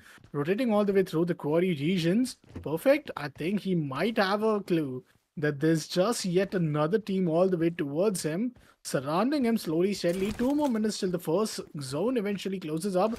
Let's see how the situation indeed pans out. The Major Pride all the way at the top 2 position. They're playing it a little slow. None of the team have been looking much as if they wants to get initiated in any sort of fight. But Tron, meantime, from the side of Team REGNUM CARYA, will be the one who will be taken down. And there comes another knock. Oh my god, that was a beautiful one. This time it's going to be Zeppa who gets down to the frozen spray. And man, this guy, he is really someone to watch out for whenever it comes down to, the plays of like assault rifles, the plays of these long range spray. Perfect is going to be the one who will confirm the kill. So Team Next RUYA, I don't know how happy will they be with that. Well, yeah, I mean, the performance is looking quite good, as you said. Definitely, those picks are going to be quite mesmerizing. Moving forward, next we do have the control at this point on Sly Europe perspective, and it is obviously going to trouble them a lot. But the thing is, the last man standing is actually going to be a bit more chaotic. He can actually come up with a 1v4, and yes, he does a 1v2 at this point. Both of those plays can be eliminated. But before that happens, next year's last man standing is also going to push forward. Oh, unfortunately, the play gets picked off. With that, next year is still going to survive for the next fight, probably. On the hindsight, REGNUM CARYA, what about them? They are getting attacked by SBG, and SBG is having quite a bit of a control at this point. Like, they are picking up the players. They've got 5 amazing eliminations already, and they're moving onwards to get more and more. They could easily get 8 amazing eliminations in their perspective, but if we talk about MP, Wolf has been picked off. Effect finds another one. Well, that's kind of interesting. I mean, they are getting quite a beautiful pick, and this kind of control is obviously going to help them a lot. In the later stages, things will be a bit more advantageous for the team. Excuse me, on the other corner is not trying to push up. Remember, guys, that is the exact team which actually did the third party in the boot camp and had the complete control, and that's exactly what they're trying to do. I mean, this is the best part. Like, be on the back end and just wait for the right moment and have the complete control, and that's exactly what is happening. But MP, Major Sprite, the team which is at the second position, is now willing to take down one more player. That nade, bro, that nade was absolutely sweet. One good nade, one good player is already out of the position. Look at that, another DPS pick coming in from the back end. It's Nomi who is just completely ripping over the player at this point, and I really believe at this point that Excuse Me might not survive till the end, because look at the control that is there from Major Sprite perspective. Just a bare minimum XP left. Yeah, that's it. It's done. Monkison also gets taken down. Now the last player is way too far away. He might actually go for a safer gameplay, because in Sanhok we do see a heal battle. We do see a approach where that last player can actually go for the top 2 positions as well. Completely, I'll agree with you on that. But with that, now let's see how the end circles eventually slowly, steadily comes in. Furia is gonna just be expecting if his player gives a rev. Kyo, he has a DBS alongside an M416 in his hand. Meantime, he's going to carry his teammate to a safer location, but meantime, he gets taken down. That was such a sneakiest knock, and he becomes the savior. He could have been the one who would have got knocked off if you consider it. But see, he has not even got a single damage onto himself. I mean, that carry, that teammate was indeed a big savior for him. happened to protect him like a shield and managed to give him that one lifeline which Team Excuse Me needs at this point. They just need one more team to fall apart so that they could at least get one single point. But this is not the Shannon which are really anticipated. Like, the numbers are falling down so quickly, and with that team, REGNUM, CARYA done and dusted. TC meantime is going to spot on that one player. The footsteps are going to be here. They do realize that it's going to be a 1 versus 4 scenario. Oh, the nade is good, but not well timed enough. Kyo comes up with a counter nade. But this is going to be a gamble. I think this is going to be a real difficult one. The nade just goes right next to him, and that'll do the job. It's the team getting eliminated at the 8th spot, and Team Excuse Me, 4 points for them in the entire map of Myanmar. I still see this to be a big win. But there goes the spray again. This time it's going to be the MADBULLS who comes in from the back line. But the third party from Major Pride instantaneously comes in. The smokes have to be deployed if you want to save up that one fallen player. But Team Major Pride, who are just down to 3 players, just look at them, how welcoming they are towards this fight. And once again, Monkey Sun goes aggressive, gets the first one. But before he could make down yet another player down, he manages to stay awake and the trade comes through. Matic is going to steal the deal from the nose of Team MADBULLS. And oh, Major Pride is not going to be that delightful. They do get one player down, but now Team MADBULLS are down to only one single player. As Linshi gets taken down, it all comes down to Fleek. Monkey Sun gets 4th partied here. I mean, teams are just making this ground look like a playground for everyone to just come in, get as many kills as possible, take a piece of the cake for themselves, no matter if it's meant to be for them or no. But the 3rd party, 4th party, everywhere it's coming, and here we go. The 5th look party. at that. FLUX came in to take Major Pride, and from the backline came in Team Nexus. Amazing. Like, the control that is coming from the players are absolutely amazing. But at the same time, as you said, everybody is just hunting for the player beat. Gaming Gladiators or FLUX Esports or Nexus Gaming or even Major Pride and MADBULLS. So yes, there is a very strong competition coming in, but MADBULLS now is on a very tough spot to see. In the map, we can clearly see that from the back end, we have Gaming Gladiators trying to push forward, but the player decides to actually completely fall back, and this is actually a very good decision. It's not all about like a gutsy feel that I'm just going to stay here, I'm going to take down the players, but the thing is, you have to be quite, I guess, opportunistic. At the same time, if I talk about Nexus Esports, look at them. Nexus Gaming is also getting shattered by quite a few players from FLUX Esports, and there are actually quite a few trades coming in. But due to this kind of shift in the play, there is a very open-ended zone, but still there is a lot of, I guess, concentration of players coming in pretty close to Painan region and also close to the Camp Alpha region, Camp Bravo region to be precise. So yeah, it's good to see that fight coming in. Nexus, another pick with the SLK, fails to do the DBS magic at this point, has got the M245 in his hand. Can he do it again? Can those SLK connect again? I really believe that it's going to be a bit more difficult, but the thing is, with the M245, you can be chaotic. Was able to finish off the player on the back end. Lutz was able to do a 1v3, but what about now? It's done and dusted. SVG from the back end is also bouncing back at this point. So even if FLUX Esports is surviving for a brief time period, I don't think so they're going to go ahead and have the complete control in the end game as well. So yeah, one good nade. That's all we demand at this point, and the nade is coming in. I mean, that is it. FLUX Esports, it's done. On the hindsight, MADBULLS is also struggling a lot. Look at them. Just the last player is surviving. He's the only ray of hope for the team. But what about ARR? They are also on a very back foot angle. They are there with the full manpower. SPG with 11 finishes, Major Pride with 8. I mean, this battle is looking absolutely amazing. Now, Frozer is also going to get compromised, that's for sure. Does not have the angles, and yeah, he's going to get taken down at 5th position. MADBULLS is already done. Completely. I mean, this is slowly, steadily happening to be a little, like, I'll say unfortunate though. We do have the top 4 teams already, and I mean, is it just me or it's 15 minutes that we got inside this game?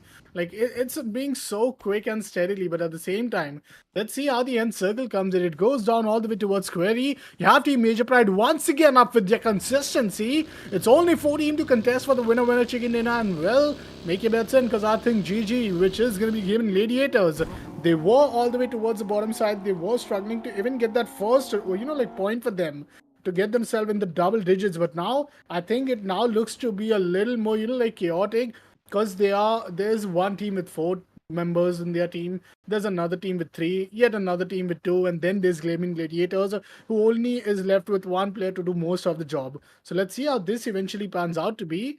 Lutrix, meanwhile, is going to be holding things up with a 4-man advantage. I think this 4-man advantage could really work good. Kashi, meantime, gets taken down to that AUG. That was a big knock coming in from the side of our team MP. But let's see if they could really manage to pull it down. Team ARR, they only have 2 kills in the entire game so far. And Kashi, meantime, gets one of pick up, one taps with easy enough.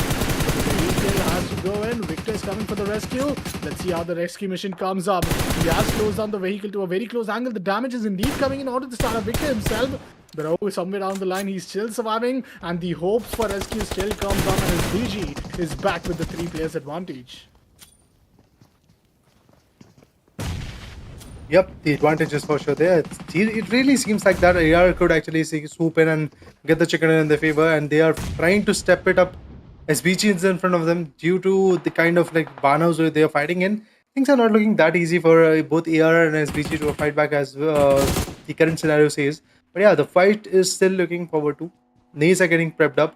This cooking up of nade can actually impact, and yeah, 50% of the HP has already been depleted. It's about to take another one shot, and this could have been quite fruitful, but look at that SPG. Once again retaliates, once again was able to, I guess, completely change the game, but it is still ARR's match at this point. ARR versus MP versus Gaming Gladiators. It is not looking like a very comfortable start for all of those teams, but MP is still going to have the major control, even if they are going to lose the matchup. If all the 3 players, like MP's 2 player and eventually Gaming Gladiators 2 player, are also going to get eliminated by the same team, ARR, then ARR is going to be the team which is going to have the highest amount of points in the match ranking. Other than that, I guess MP, after doing those amazing 6 frags and also securing, I believe, 6 position points, is going to be very good. GG on the other corner, Matic is the only guy with just 1 or 2 frags in their favor. They're trying to push forward, they're trying to have the advantage, but they're trying to play by the zone at this point. They're not moving a lot in the zone. They're not trying to actually create a lot of buzz. But unlike that, Major Spider is there in the vehicle. They're trying to find where the last few players are. They might just have fun with them.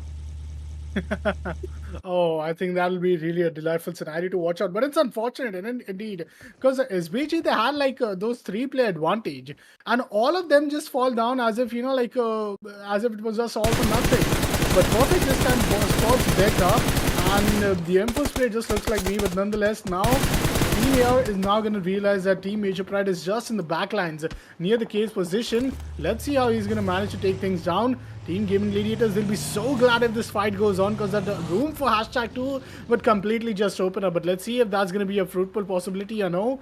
Somewhere down the line, Tapuk is going to spot down the final player, and oh, the pixels are being spotted.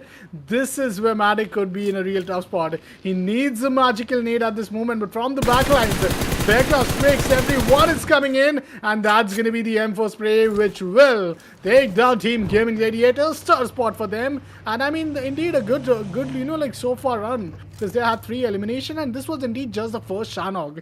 But I think the element of surprise would be when Team ARR would win this all.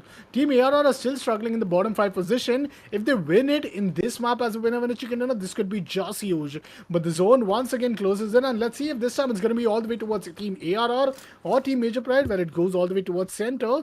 Team ARR, they're already looking to take a lot of Shana ground here. Now Query is going to be one of those circles where you indeed have those, like water zones. Then you have the other zones indeed, which could be a little, like I'll say, troublesome for you. But out of all of these, let's see how teams are going to eventually manage to bring this to an advantage. Perfect. Spots down 2 players. 1 spray could really land in, and that's going to be 2 players who could be taken down just like that. But is it going to be that easy as it looks? Because slowly, steadily, once again, the players are closing things down. Oh, perfect. The first player gets down towards the start of tricks. That's going to be Nino. Now it's left with only 1 player. It's going to be perfect in a 1 versus 4 scenario. And with that, I think Team ARR just wants to walk away with the first map of Shanok's victory. 1 taps coming in from the starter box. And with that, I think Ake is down to just 1 HP. Perfect. He has to deal with the zone as well. But before that, if he could just get 1 single nog, it would be just so great. He's going in for yet another damage. And wow, it could have been a nog, but he gives away his kill to the play zone. And with that, Team Major Pride, they get a total 15 point in this game itself. 6 point for being at the 2nd spot. And with that, 9 eliminations as well. Yeah, definitely an amazing performance. The thing is, Major Spider once again becomes the consistent one. So they might actually have beaten down the team known as MADBULLS, I believe. But at the end, I have to congratulate the team known as ARR for performing the way they were performed in this particular matchup. See, we at the time of prediction, we were talking about this, like we have to shoot an arrow in the blind area in the dark, because we don't know which team is going to purposefully perform a very good perform like the best. And also, after seeing ARR's chicken dinner, I guess a major share of that chicken dinner goes to the other teams as well. Reason being, all the other teams wanted to be a bit more chaotic, and the strategies were not at all coming in.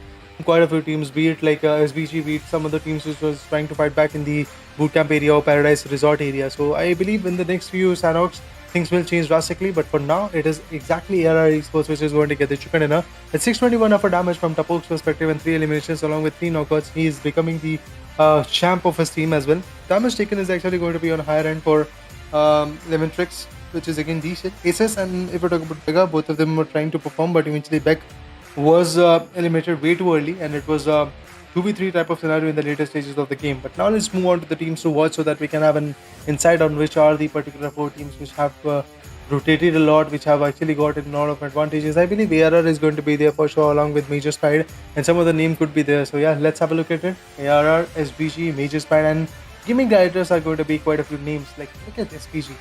2.5 kilometers of a rotation, that's all. I mean, when you have a map of 4x4 kilometers, I guess this is quite fair. No, completely, I'm going to agree with you on that. And with that, I think slowly, steadily, things are also going to look a little bit good for them, as I think the top 6 position is now in for the side of Team ARR, which is again tremendous because, you know, today's been a day the bottom teams are indeed getting the chance to come back, and all thanks to that too, Shanog, which would just be so helpful for them indeed. But with that, let's take a look after the MVP. It has to be Major Pride all along this time, you know. The team Major Pride, they have been so good. Nomi happens to be the man with MVP. Now it's going to be perfect coming up on, Prefect coming up on top. He gets almost like, what, 6 eliminations, 682 damage, 4 throwables used and only 1 assist. But I believe that this was indeed just tremendous, which, you know, like the job which he has done so far. Let's take a look after how the scenarios will now go on from the other sides too, because I believe like the MVP indeed is going to be Prefect. The overall scorecard looks as such that ARR indeed won it, but just 2 points down its team SBG with total of 11 elimination. From the moment they dropped down, they took down Team MELISE, then Team NEXUS, then the start of Team MADBULLS at the same time.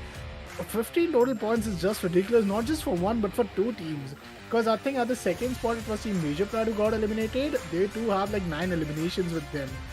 Gaming Gladiators coming at the 4th spot. Team Fire FLUX Esports with 6 points. MADBULLS will be good enough with only 5 points. But at this time, Team Excuse Me, anticipations were really high, but they only managed to get 4. It was the first Shanak. We have yet one more Shanak to look after. So I'm really going to be really excited for that. Team NEXUS with 3, BALLISTAS with 2, Team MELISE with 1, and unfortunate for teams like REGNUM, CARYA and SLE Europe who fall down to only 1 single point. Yep, a lot of loss to be precise, but eventually in the match summary we can clearly see Major Pride's effect was able to get the highest elimination. Highest damage was coming from SBG's Victor, highest assist coming from Monkey Sun, and eventually highest aim done is also coming from SBG's Robes. Which is again a good thing if we talk about the highest knockouts coming in, which is again going to be in the favor of Epic. So I'm actually quite happy, or I guess not so surprised as well at the same time. Like Major Spide is performing like that, and eventually yesterday it was Nomi who has become the all-rounder MVP, and I believe today it could be Effect, it could be Monkeson as well. But now if we talk about the top 4 positions, it is pretty much consistent, and the major gap that was there between MADBULLS and Major Spide is already getting compromised. You can clearly see that there's a buffer of just 3 rounds, 3 points to be precise, and on the hindsight if we talk about Major Spide and Excuse Me, now that is the angle where the buffer is actually formulating. Like there is a buffer of 15 points, I believe. That's a huge one. REGNUM CARYA on the other corner is going to have 50 points. SBG will be having 49 points. ARR Esports with 45, and that massive jump of +6 position is again showcasing us that one single chicken dinner can easily boost up a lot of the stuff, and that's exactly again what is happening. SLE Europe on the other corner 37, next to RUYA 37 as well. Moving forward, let's have a look at the second page as well, which is again not going to be that good. To be honest, there are going to be a lot of red markers on that particular page. But yes, let's have a look at the second page of the overall standing, which will tell us the bottom 8 team which are unable to perform, which are unable to give that kind of comeback in the lobby. And I really believe pretty soon that comeback will be coming in. Crazy, and I think just look at this, like, you know, Team ARR, what a huge jump. Being at the 13th spot, now at the top 6, almost close to, you know, bring things up in the 50th mark. And taking a look after yet another, you know, like Scroll Team RUTHLESS Esports, they had a jump of 34 points. Team NEXUS up with 33 points. Team FUT with 33. They went down a little. Team RUYA Esports up with 30 points. FLUX, they got a boost of 1 rank, where BALLISTAS is going to be the one who went down. Team Gaming Gladiators finally making it into the double digits. So far, they only had like 5 and 8 total points, but now they are up to total 12 points. So, I mean, that is just interesting, right? Because now, slowly, steadily, as the game is going to move on, we only have 3 more games remaining. It's going to be the 2 maps of Miramar, and then to end things up, to, you know, like, conclude the day, it's going to be the last map indeed, where you are going to see, like, Miramar, and before that, a map of Shannon. So 2 Miramar, 1 Shannon is yet going to be just on our way, and I'm going to be like really excited how the entire days happens to go on, because I do believe that after the second day, surely steadily team like MADBULL is going to make their way in all the way towards the triple digit century. They are somewhat like what, 23 to 25 points away, but like with 3 more maps remaining, I'm really going to be really excited to see that how the next map of Miramar is indeed going to go on, because teams like MADBULL are showing up the consistency, and it's being a little tough day and off day for the side of teams like REGNUM CARYA. Well, yeah, but I believe at this point, 2 matches have been passed, 7 matches altogether in the whole phase number 2 has already been run and dusted. So 8 more matches to go, and eventually we'll get to see who are the top 3 teams, which is the champion of phase number 2 as well, along with the MVP and stuff like that. So yeah, waiting for the next match to get started. But before that, going to take a short break, and then we'll be back with the match number 8 of this phase number 2.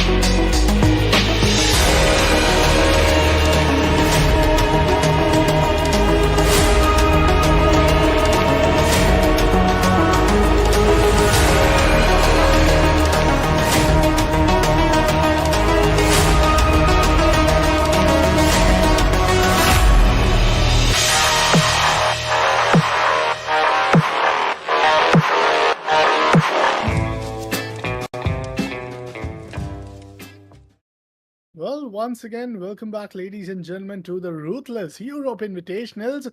2 maps are done. Map of Miramar and Shanak is just right done, and up next is going to be Miramar once again, where we will be heading over to. This is going to be an interesting day, because today for the first time we had maps like Shanak also been added in the equation. A little off day for a map like Erangel, but indeed it's a very fruitful one. The first Shanak, oh, it was full of surprises. Team just concluding the entire map in a matter of 18 minutes, and with that, like, we already had the winners before the end circles would have even came in. But what's your thought on that? Because I think so far the teams are having that one opportunity to give a comeback in the second day of the phase 2. Definitely, quite a few teams which actually wanted to bounce back in the game are trying to come up with a comeback, like AR Esports, Major Spide, and eventually, I guess MADBULLS is also trying to be consistent. Unfortunately, in this Sparrow map, they got confronted from multiple angles. Gaming Gladiators were there, FLUX Esports was there. From the back end, NEXUS came in. From the front end, we had Major Spide. But yeah, look at the schedule. it is going to be a map of Miramar, which is going to come up next. So I would love to see how this map of Miramar is going to be fruitful enough for a lot of teams. Like, there are 16 teams. We are missing on one or two teams maybe. But then these 16 teams are off to a very good start in every single map, and they are here to just represent their own meta, represent their own idea, and eventually let's move on to the predictions once again so that we can have an idea, or maybe give us our own insight, like which particular team might actually get the chicken dinner. Well, I've taken my bets on 5 FLUX esports. Unfortunately, it was not fruitful for me, so I'm going to switch it up, and this time I would love to go for REGNUM CARYA. What about Topcon? Oh, all right. I think this time, as it's the map of Miramar, I do believe one team which really like shows a big promising play is gonna be the next RUYAs. I think Frozen has to pop off. I mean, this Next is year, the okay. time where I do expect Frozen to really come up. So I might go with team next RUYA. Let's see which teams is it gonna be the one who will come up on top. What's your guesses, guys? Do let us know in the chat section indeed, because I believe we have like 16 teams. So we have just taken two for them. We have left 14 for yourselves. So you can choose either one of them. I think so far things are really interesting coming down in the prediction board as well. But now it's time to head over to the map of Miramar, as it's going to be starting in within few seconds. I'm really gonna be, very excited to see, because this is indeed the second, but not the last Miramar of the day. We're gonna have one more Miramar after this, but the plane and the play circle is indeed gonna decide so much. Last time, once again, the same doings. Team 40 Esports going up against SBG. Team Slee Europe going up against the side of Team Bry Esports. So let's see if we can expect any changes right now. But for now, game number 8 for the phase 2 has begun, and now it's going to be Campo Militar going all the way towards the side of Monterrey. Yeah, for a brief second we did saw the flight path coming in, but there might be a rehost coming in because maybe some technical difficulties are coming in. But yeah, guys, I guess the fights are going to be mesmerizing, as we were talking about. Like, map of Miramar is going to be full of chaos, as we do see a lot of ups and downs when we talk about rotation in this particular map. And also the flight path is going to decipher a lot of things. Like, if the flight path is a complete northern one, maybe the teams are actually going to jump in areas like Los Llanos or Puerto, where usually MADBULLS and also in Puerto, I guess SVG jumps in. So yeah, things can be difficult when they drop in their own favorable direction, and also if the zone comes up in a very different terrain, then I guess those teams are going to have a very tough time to just approach it. And even if they are able to approach it, then rotating back in the circle is obviously going to be a bit more demanding. There is going to be a lot of gatekeeping scenario, because we are talking about the map of Miramar. This is not Erangel, this is not Sanok, where people usually are in the central or areas, or where people are usually in some kind of compounds. In this particular map, usually we see a lot of gatekeeping scenario, a lot of third parties come into the play, because this is one of those maps where you can easily shoot on players from 400 and 300 meters away and take the whole advantage. But yes, I believe the rehost will be there, and there we go, we are back with the rehost. The flight path will be coming in pretty soon. This might be different as compared to the previous flight path that we did saw for a brief time period, like for 4 or 5 seconds. But yes, looking at the fact of this, coming up next is going to be the map of Miramar, phase number 2, day number 2, match number 8 is already upon us. 7 more matches after this one are going to be there, in which teams can prove themselves. But look at this fight path. It is, for now, starting from the areas of Monte Nuevo, and it is going towards the areas of, if I'm not wrong, El Pozo, pretty close to that. El Pozo, Campo Militar. Yeah, that is the area where it is going. So El Pozo, Monte Nuevo, it is starting from there. El Lezer, Tierra Bronco, Campo Militar, that is where the flight path is leading the teams to. Chumasara will be accessible, but then eventually if we talk about Los Lunas, Puerto, where MADBULLS love to jump in, Impala, where some of other teams would love to jump in, will be a bit more far away. But Minas, it is close. So I guess we might see another clash between Sly Europe and some of the team which usually jumps in that particular area. I'm looking forward to it, how the clash happens. MELISE Esports and Sly Europe, both of them are actually quite amazing when it comes to that clash. Let's see what the result is going to be. Completely, and I think excuse me is going down towards Valdemar. But there's another player who's just right beneath the plane path. So it looks like a 2v2 split. And look after the start of Team MADBULLS. Mount Noveo, some players going all towards the regions of Chamachara, and yet another one all the way near towards, the El Pozo position. Next row is going to get the entire city, and on the top lines of La Cabria, it's going to be Team Gladiators. SBG is not going completely towards Shen Martin. Now, this is interesting. They are playing a little split. Mostly what you see is 4 players all going together. But now they do realize that they have the entire San Martin control. The first zone going all the way towards the eastern side. Los Leones, you have Impala, you have Puriti Paricio. And then again, Ballistas all the way towards the top right hand side. So no one towards Los Leones. ARR is going to get the complete another side of the load. And I believe this is where Team SBG is now thinking to give that comeback. San Martin is completely left open for them, so there's no one to contest.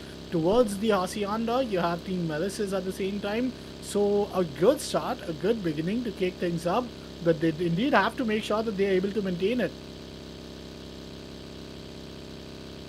I mean, indeed, that can actually happen. There is a lot of rotations also going on, all thanks to that particular, I guess, flight path, which is actually on a fair share of northern areas. I would love to see how far this flight path is actually going to push the teams, because already there is a lot of movement going on. People are trying to go ahead and get the vehicles and then eventually rotate back. Arsenal Petron is going to be the area where the team MELISE is going to jump in, where they usually go for the areas of I guess these Minas Generales. But the thing is, right now, both the teams like Isla Europe and also Malaysia Sports are pretty much focused on having the control of the map rather than just losing by fighting with each other. So I guess they're trying to just be their own merry way and then eventually fight back when the later stages hits. And whenever the competition demands, they will be able to fight back. But currently, they're not going to go ahead and get a clash by choice. That's exactly what they're trying to do in the previous the maps of Miramar, I believe. But now moving forward, yes, things are changing quite rapidly. Next to on the other corner, which is again a very interesting team, very aggressive team at the sometimes. Is also looting the areas of San Martin, I believe, and they are looting at this point. They're just having the complete control out of it. Pretty soon they will be also on a move, and I would love to see when they will move, which kind of areas they are going to rotate back to, and what kind of opportunities they will be getting. Because pretty close to them, there is MADBULLS and also REGNUM CARYA is going to be there in the Picardo region, if I'm not wrong. So yes, every single team is surviving. Not even a single team is willing to take up a fight. Teams which are stuck at 11th and 12th position are not there in the lobby. So that's a big upset for me as well. I mean, you should be in the lobby. You should actually gain the experience out of it. But yeah, at the end, we have 14 teams, 56 players still surviving. Every single guy is just looking for himself. And obviously, every single team is just trying to be on top at this point. It's not going to be that easy. I mean, only one is going to become the team which is going to have the chicken dinner out of it. Only one team is going to have the maximum amount of frags. It is not going to be like every single team is going to have similar amount of frags. It is going to be a bit difficult for that to happen. Here are Esports, previous chicken dinner team is also here in a very safe area. I mean, they're trying to loot. And that is the main meta for AR Esports. Every single map, in every single map, you see them on the edges, you see them on a safer area, and then eventually fight their way to the central areas of the circle. That's exactly what they're trying to do right now as well. BESIKTAS on the other corner looting in the LSR is still waiting for the right opportunity to strike on. Completely. The first circle has already started to close up. So it's going to be a pretty much, of an interesting scenario to see how eventually the players are going to go in. So far, I think it's for the first time that it's been like, 5 minutes inside the game. Not even a single team have went up against each other, which is just tremendous. I still see that most of the teams, they are indeed there at their right position, but they haven't yet, executed in any sort of fight.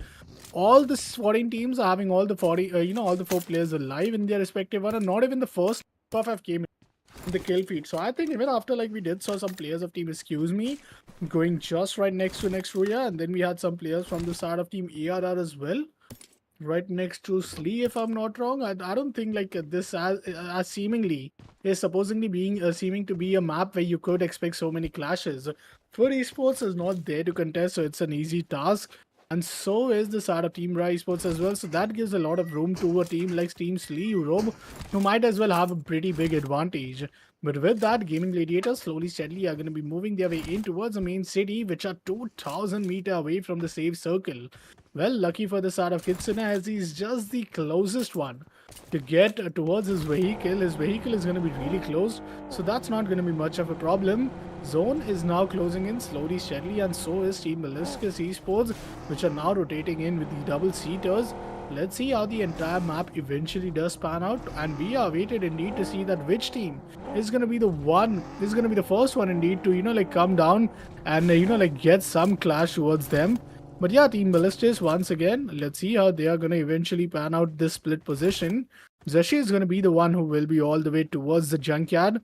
He has a UMP45 alongside that an M416 at the same time.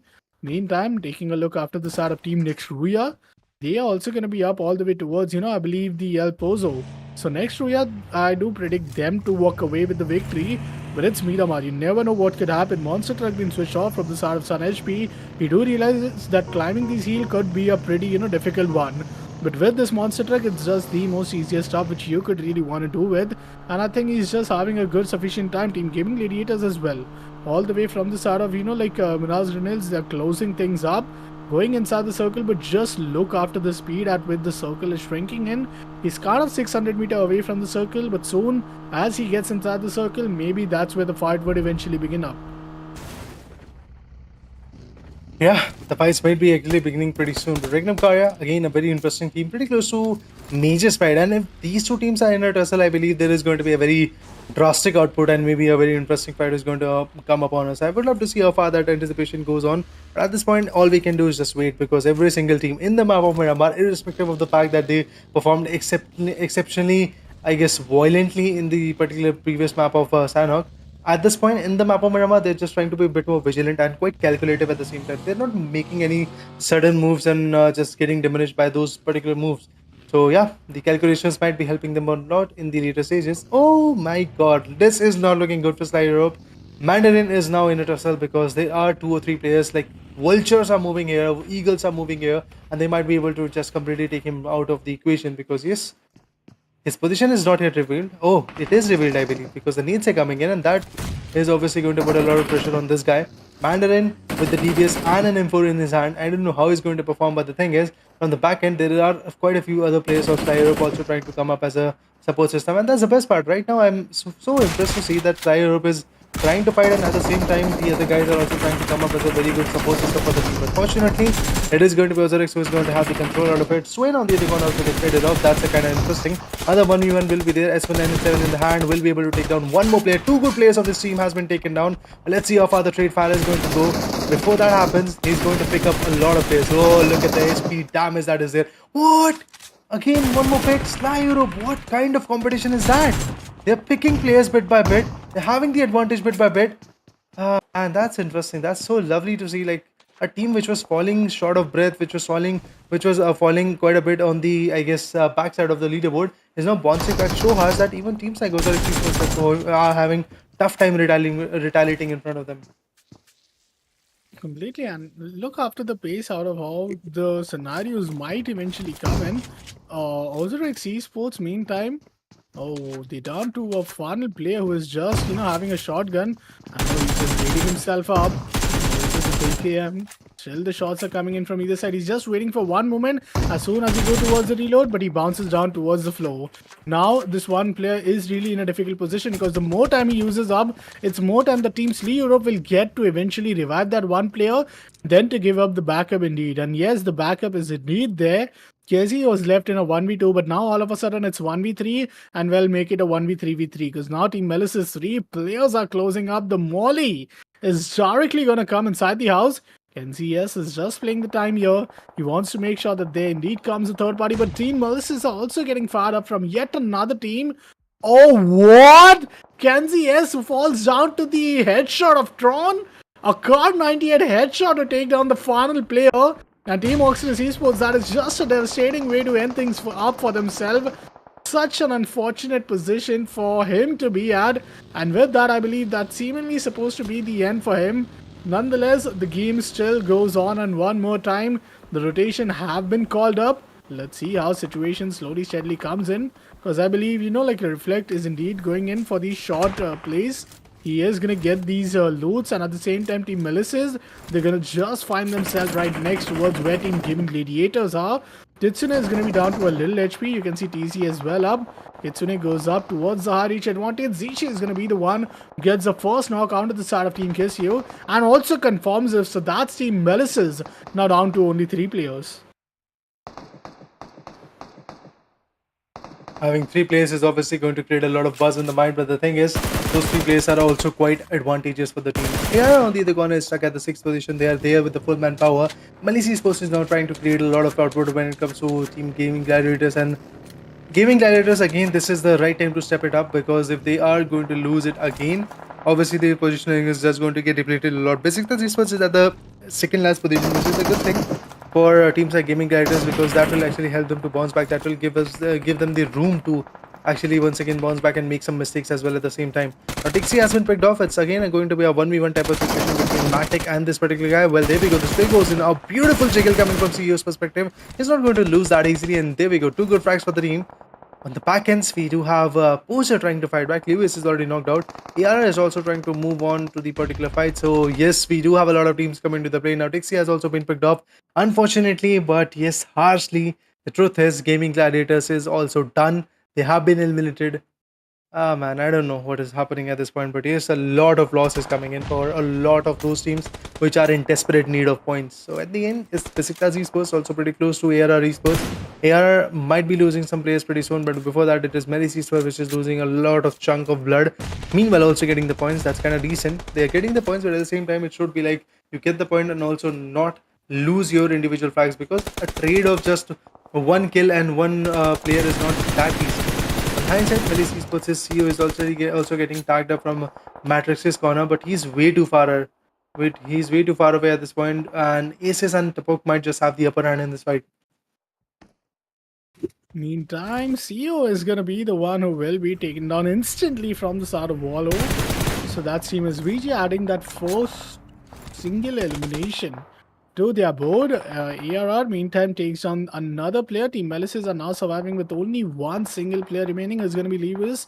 But next, RUYA is going to go down towards Team ARR. So fight is just going alongside each and every position. And with that, Team MELISE is going to indeed be eliminated on the back of two teams, which was Team ARR and SVG, who are just putting them down in such low numbers disadvantages. And I mean, it's just unfortunate as they go down at the 12th spot with only, 3 points, because they had 3 elimination. But then again, Team SVG, just look after the split position. One of the player, which is going to be Wall, is all the way on the top. Just right beneath him, it's going to be Tapuk, who is just nading things off. Wallow instantly falls back just to realize that it's not the best spot for him to fight up. The Sheena is going to get taken down, and Team REGNUM CARYA. Finally, this map happens to be that one game that they could give their redemption. But so far, things haven't been looking that great. But Soulless is going to get spotted. And just with that bait of Monster Truck from the backline comes in Fleet. And Fleet is going to take him down. Soulless, is he good enough to get the revival, is going to be a big question. Boots meantime gets the nade off, but in the meantime, the rotation comes in through the Monster Truck. And Team MADBULLS are totally committed into put Team FLUX in a worst spot possible. Slam does comes in, the UMP45 coming for the win. He does manage to take one down, but not good for another one, and that's the fall of Team FLUX at the 11th spot with only 0 point in the entire game number 8. What is happening? The teams that are trying to outperform are getting thrown out of the equation, and I'm actually quite surprised and at the same time quite, I guess, disappointed in FLUX Esports. The thing is, FLUX Esports actually showcased us a lot of talented fights in the previous phase 1, but right now they're becoming way too predictable. The thing that was saving them in phase number 1 is already backfiring onto them. The passive plays, the edgy performance that was there from phase 1 from FLUX Esports' corner was also quite a bit, I guess, advantages for them. But right now it seems like that all the other teams have figured out how they can actually shut them down. That's exactly how they're trying to have the advantage out of it. MADBULLS on the other corner are now trying to but they're also getting shattered at the same time. You can clearly see that there is a huge loss of blood coming in from Excuse Me's corner. And if Excuse Me will be able to take down MADBULLS, the best part is Mage's fight might just have the end game in their favor, because they are pretty close to actually dethroning that particular team. AR Aces on the other corner also gets dethroned. BESIKTAS Esports have been taken down. They're trying to get some good KOs. They're trying to get some good knockouts. But that is going to be a close one. Matrix will be able to find one. Will he be able to finish him off? That's the biggest part. And yes, he does. Yes, he does finish him off. He's going to just take out the tags. I mean, this is exactly what happens when you are the solo players. You know that you are going to get taken down, but you still really want to, I guess, just completely take down as many as players before going out yourself. And that's exactly what ARR Esports was trying to do himself. At the same time, we have REGNUM Cura once again trying to pop out. Sly Europe players are getting picked off.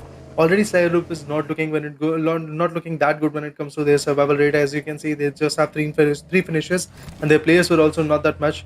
The third player is already knocked out. There might be a revival-like situation coming in, but from the back end, the push from SBG was actually something which changed the pace for MELISE Esports, I believe. Otherwise, MELISE Esports could have been playing a long game. But the thing is, that clash that came in from back end, that is SBG Esports, was absolutely mesmerizing. At the same time, if we're talking about BESIKTAS Esports, Peace and Zessie have been fighting a very long battle in this Minas region. Now they really have to do rotate, and eventually this is the 4 zone, so the rotation should be coming in quite rapidly. But again, map of Miramar, so we do expect a lot of edgy rotations. Oh yeah, I think it's the Miramar game. It's going to be an interesting one. But once again, Team REGNUM CARYA, they get the first point of contact with that M14. Mini 14 is going to come in, and that's going to bring the first knocks. Lee Europe is going to go in for the revival. Team SBG, they had the numbers advantage, but look after Volvo. I think Volvo is the only player who has got all the kills for his team. 4 kills for him already, and I think that he is looking like pretty, like dominant so far. Let's see if he could really continue this run for the start of Team SBG to end up in a good spot. Team REGNUM Cry, meanwhile, is going to be Loxo10, who gets once again taken down to Kapala. Kapala, let's see if he could close things down. Team REGNUM Cry with the only 3-man. And yes, the kill is indeed going to be confirmed from the side of Kapala. As Loxio, the rotation might be coming in with the vehicle, but do they have enough time is the question. And do they have enough, like I'll say, help for the boss at the same time. Or just look after the damage. The damage is there, but still they make it in time. And what a teamwork. Team REGNUM Cry at the risk which they took to only get that one single player. It's a pretty, like a big devastating one. But Beck, not like that. Already there were 2 players being eliminated, and him doing such a wonderful job on that buggy is just going to give his opponent team such a big advantage. But with that, Team REGNUM Cry, Nexus is closing things down. There are 2 players fallen from the start of Team REGNUM. There's just 2 more surviving all the way towards the backline, but Doran is all left by himself. He needs to survive. He needs to get as many kills as possible, and he do adds 2 elimination for himself. But with that, the nade is going to do the job just in the very next moment. REGNUM Cry do walk away with fire domination, but at the cost of 2 players. Meanwhile, yet another team goes down. This time it's going to be Team Oh, and before that, even Nexus is going to be taken down. Tron with his Car 98, I think, already got the first elimination, which we did indeed saw, and is looking to do some more damage onto the opponent players. Well, yeah, at this point, Vikram Kara on the other corner is also trying to perform. As you said, Tron has got the Car 98K, which is again a very unconventional type of weapon that we usually don't see in these kind of lobby. In a competitive scenario, usually we don't see as a content creator, as an enthusiast of PUBG. We usually see Car 98Ks coming in. Those one-tap shots are actually quite satisfying. But the thing is, in the competitive scenario, nobody is just sitting idle and not giving rotations while just peeking onto the player. You every time see players jiggling around and also trying to be in cover. At the same time, MADBULLS is also getting attacked by RUYA. His person RUYA is now picking up the pace, trying to destroy the players. Zerish has already been taken down. Let's see how Frozen is going to interact with that. He's trying to come up with a revival, but that need is going to be a very close one. And yeah, the damage comes in, but still the revival could be there, because that need was close but not close enough to completely shut down the player. So we have 7 teams and still 23 players are surviving. I would love to see how far that establishment is going to go. At the end, Flyky, waiting for the right moment. He might be able to flank and catch the player off guard, but the thing is, they have to rotate as well. In order to find a safe haven in the play zone, they have to back out for now, because obviously Frozen is back in the fight and the other players are also trying to survive at the same time. Frozen from the other team, that is going to be RUYA, is done and dusted. We have got Wolf, Broken Machine, and also Yekta Geo or Yekta go up. So yes, let's see what happens with them. Flyky on the other corner also gets traded off, and that's another team, Major Spide, which is trying to take major share of this particular lobby. I'm way too surprised to see once again a very effective and also a consistent play coming in from Major Spide's perspective. Oh yeah, I mean, surely Team Major Pride looking really good. Team SBG, meantime, they take down 1 player Ballistas. There goes another player down. This time it's going to be for Team Slee Europe. Team Slee Europe, they have always got these advantages. The kill indeed is going to be confirmed. Domination goes on, and Slee Europe is also going to take down yet another player. The confirmation comes in. So now let's see how many players from Team BESIKTAS Esports is surviving. I don't think many. I think it's going to be all down to 1 player who's going to be P07. But Tulka is still somewhere down the line, is coming in, and what a nade to take down the final player of Team BESIKTAS Esports. And man, that was one of the most long-range nades we could have ever expected. What a way to start things apart. Team SBG looking on fire this time in the map like Miramar. And once again, the job is yet to be completed as 5 more teams stand between Team SBG and their winner chicken dinner for the phase 2. But Slee Europe now meantime is going to rotate in just within 25 seconds. You do expect the next circle to shrink in. The teams with numbers advantage will indeed be the side of Team REGNUM Cry with 2, MADBULLS with 3. Then you have the side of Major Pride, and then also Team SBG. So let's see which team is eventually going to come at the top 5 position. It's not going to be an easy one, but at the same time, these single teams with solo surviving players are going to be a pretty chaotic one. But if they come down towards Tron, and Tron, how lucky is he to survive that, and how lucky is he to be in a vehicle where he has so much room to just taken these damage onto his vehicle. A centric shifted zone where Team MADBULLS is going to be in a corner.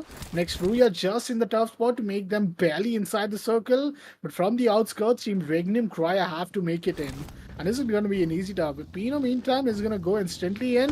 Tulka gets taken down to Team MADBULL.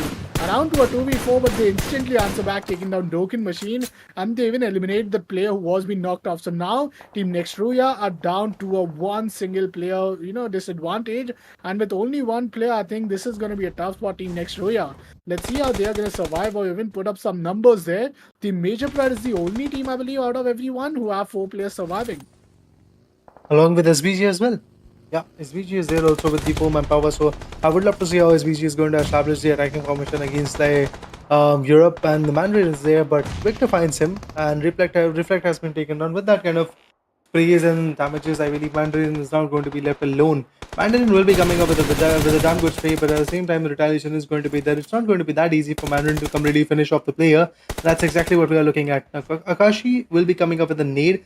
Wrong window, wrong nade, and eventually with that the damage is not going to be that amplified. But the thing is, Akashi's position is going to be pretty much visualized, and that nade could actually impact, but player is focused a bit more on the elimination of the other guy that is pretty much knocked out. So Mandarin is trying his level best to actually come up with a knockout, but yes, as I can see, it's not that easy. The knockouts are not being that valuable, to be honest, at this point. But yeah, moving forward, we do have a lot of changes, a lot of exchanges coming to the fight. Mandarin on the back end is also trying his level best to rotate back and be in the circle, but at the same time the space will be coming in. That was a close one, but Nervalo indeed finds him with a peak spray coming in with the M416. Slyrope gets eliminated at the 6th position. So yeah, the losses are coming in. Regnum Kira on the other corner is still surviving with 5 amazing eliminations, but still just 2 players are there. Same goes for next RUYA as well. On the hindsight of account, MADBULLS, they have the 3-man power. A major spides. Biggest competition in this particular matchup is going to be SPG for sure, because both of them have got the 4-man power, but MADBULLS, stuck on the edge, might just have the end game. I think this is going to be an interesting one, but slowly, steadily, let's see how eventually the score lines eventually even up after the end of this game. Because once again, as you guys can see, the sprays are coming down, but what a retaliation fire back again from the start of Team SBG. REGNUM, CARYA are good in the consistency, and especially when there's only down to 2 or 1 player, make sure that they, eventually end up being the final team out of which they will be, taking up the fight, but that's not seemingly be the case. Major Pride has already found the first one, and how is that even possible? Team REGNUM, CARYA had nothing to do even with the end circles. They were so all the way far, but as you saw Thrawn running open, he gets caught up, and he will indeed be the one who gets taken down. Now Team Next RUYA with 2, Team REGNUM, CARYA with only 1, but REGNUM, CARYA, would PFEC give any situation for Tron to get revived right there? Team REGNUM, CARYA good with these, rescue missions, but I don't know if that is going to be indeed a fruitful one. SBG meantime are going to be rotating in. Perfect, tossing up a perfect nade, but I don't think it's going to land anywhere close to Zelkin. Zelkin is going to be a little too far away. Nomi I think he has spotted him down. The vehicle is what is going to be a little disadvantage. The nade goes up, and the nade will do the job for REGNUM, CARYA. At the 5th spot with 5 elimination, it's going to be only 7 points, which they have to be happy with. But nonetheless, now we only have 4 more teams remaining. It's a 4 versus 4 versus 3 versus 2 scenario. Team Next RUYA having 2-man. So let's see if with these 2 players being at the center, could it be like any advantage for them? Because they have to worry about Team MADBULLS. Then from the western side comes in Team SBG. And from northern western, you have also Major Pride, who could be a big chaos. So another team who could fall, who could be the first one to fall, I do believe it's going to be Team Next RUYA. Yeah, that can be the case. I mean, they don't have the manpower, they don't have the right angles, they are already getting sandwiched. So yes, that can effectively be the case where they're going to get taken down. Look at Nomi. That just might be the decision which they're not going to be comfortable with. But before that, Wolves gets taken down. Yekta go up by 1. Nomi has been traded off.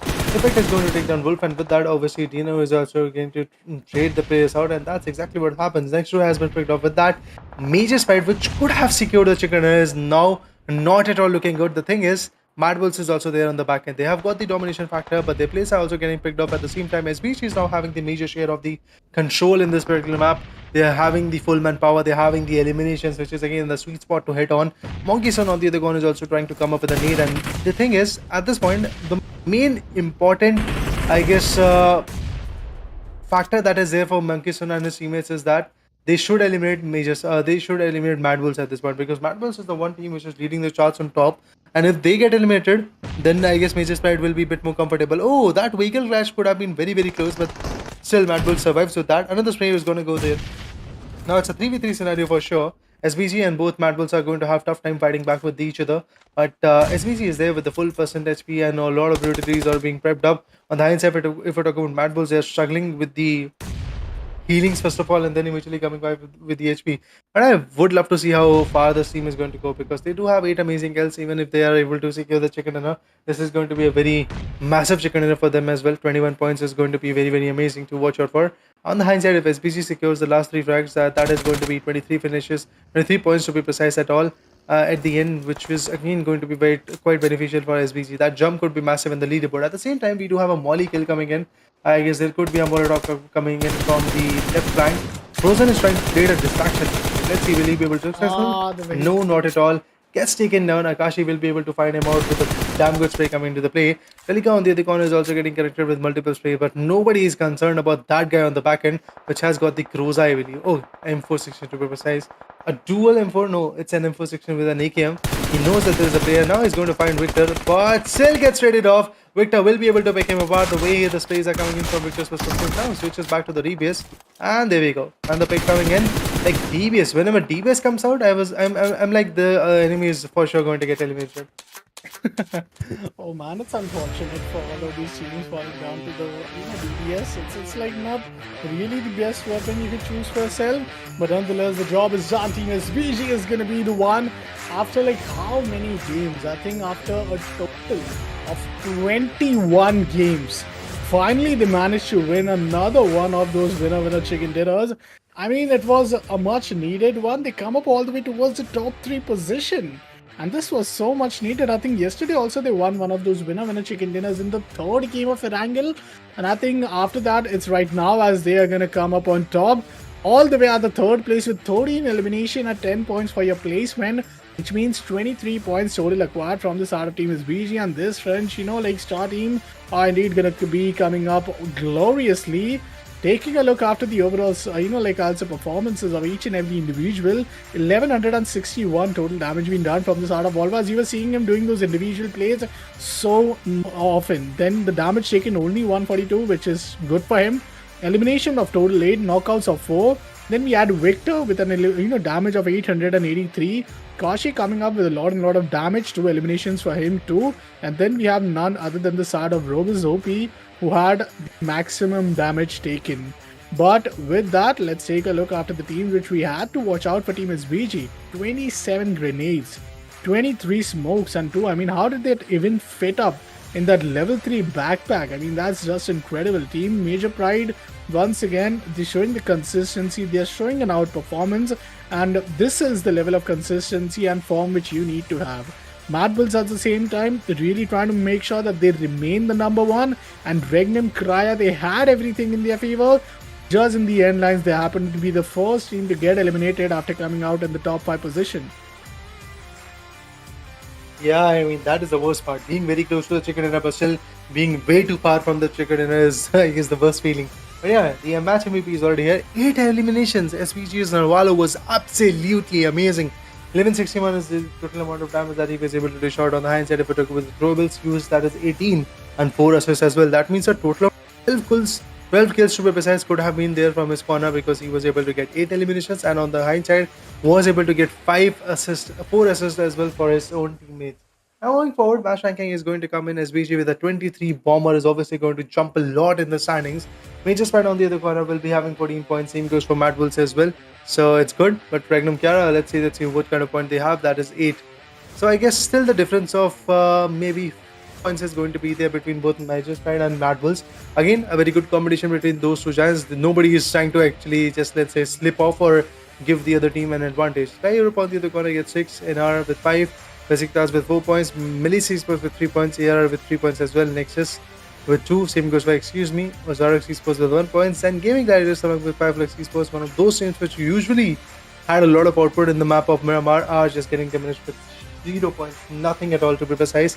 In the match summary, we'll get to see that who was the player who had the highest amount of damage, assist, and eliminations along with the highest knockouts. That was Navallo from SBG Sports, and it's kind of I guess justifiable that this guy Navallo had the highest damage, eliminations, assist, and also knockout. Obviously, he's not going to have that much of a healing done because he was not that much in that damaging area. He was damaging the players, not getting inflicted the damage on himself. So yeah, that's good.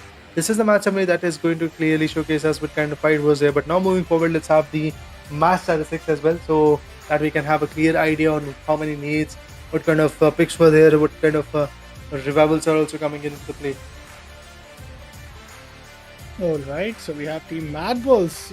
One more match, 9 more points, and they'll be closest to become at the 100th of the century. There's a double jump from Team SVG as they put down Team REGNUM, CARYA, excuse me. But I mean, it's a fruitful one. 91 for Team MADBULLS with just 3 points of buffer. It's Team Major Pride.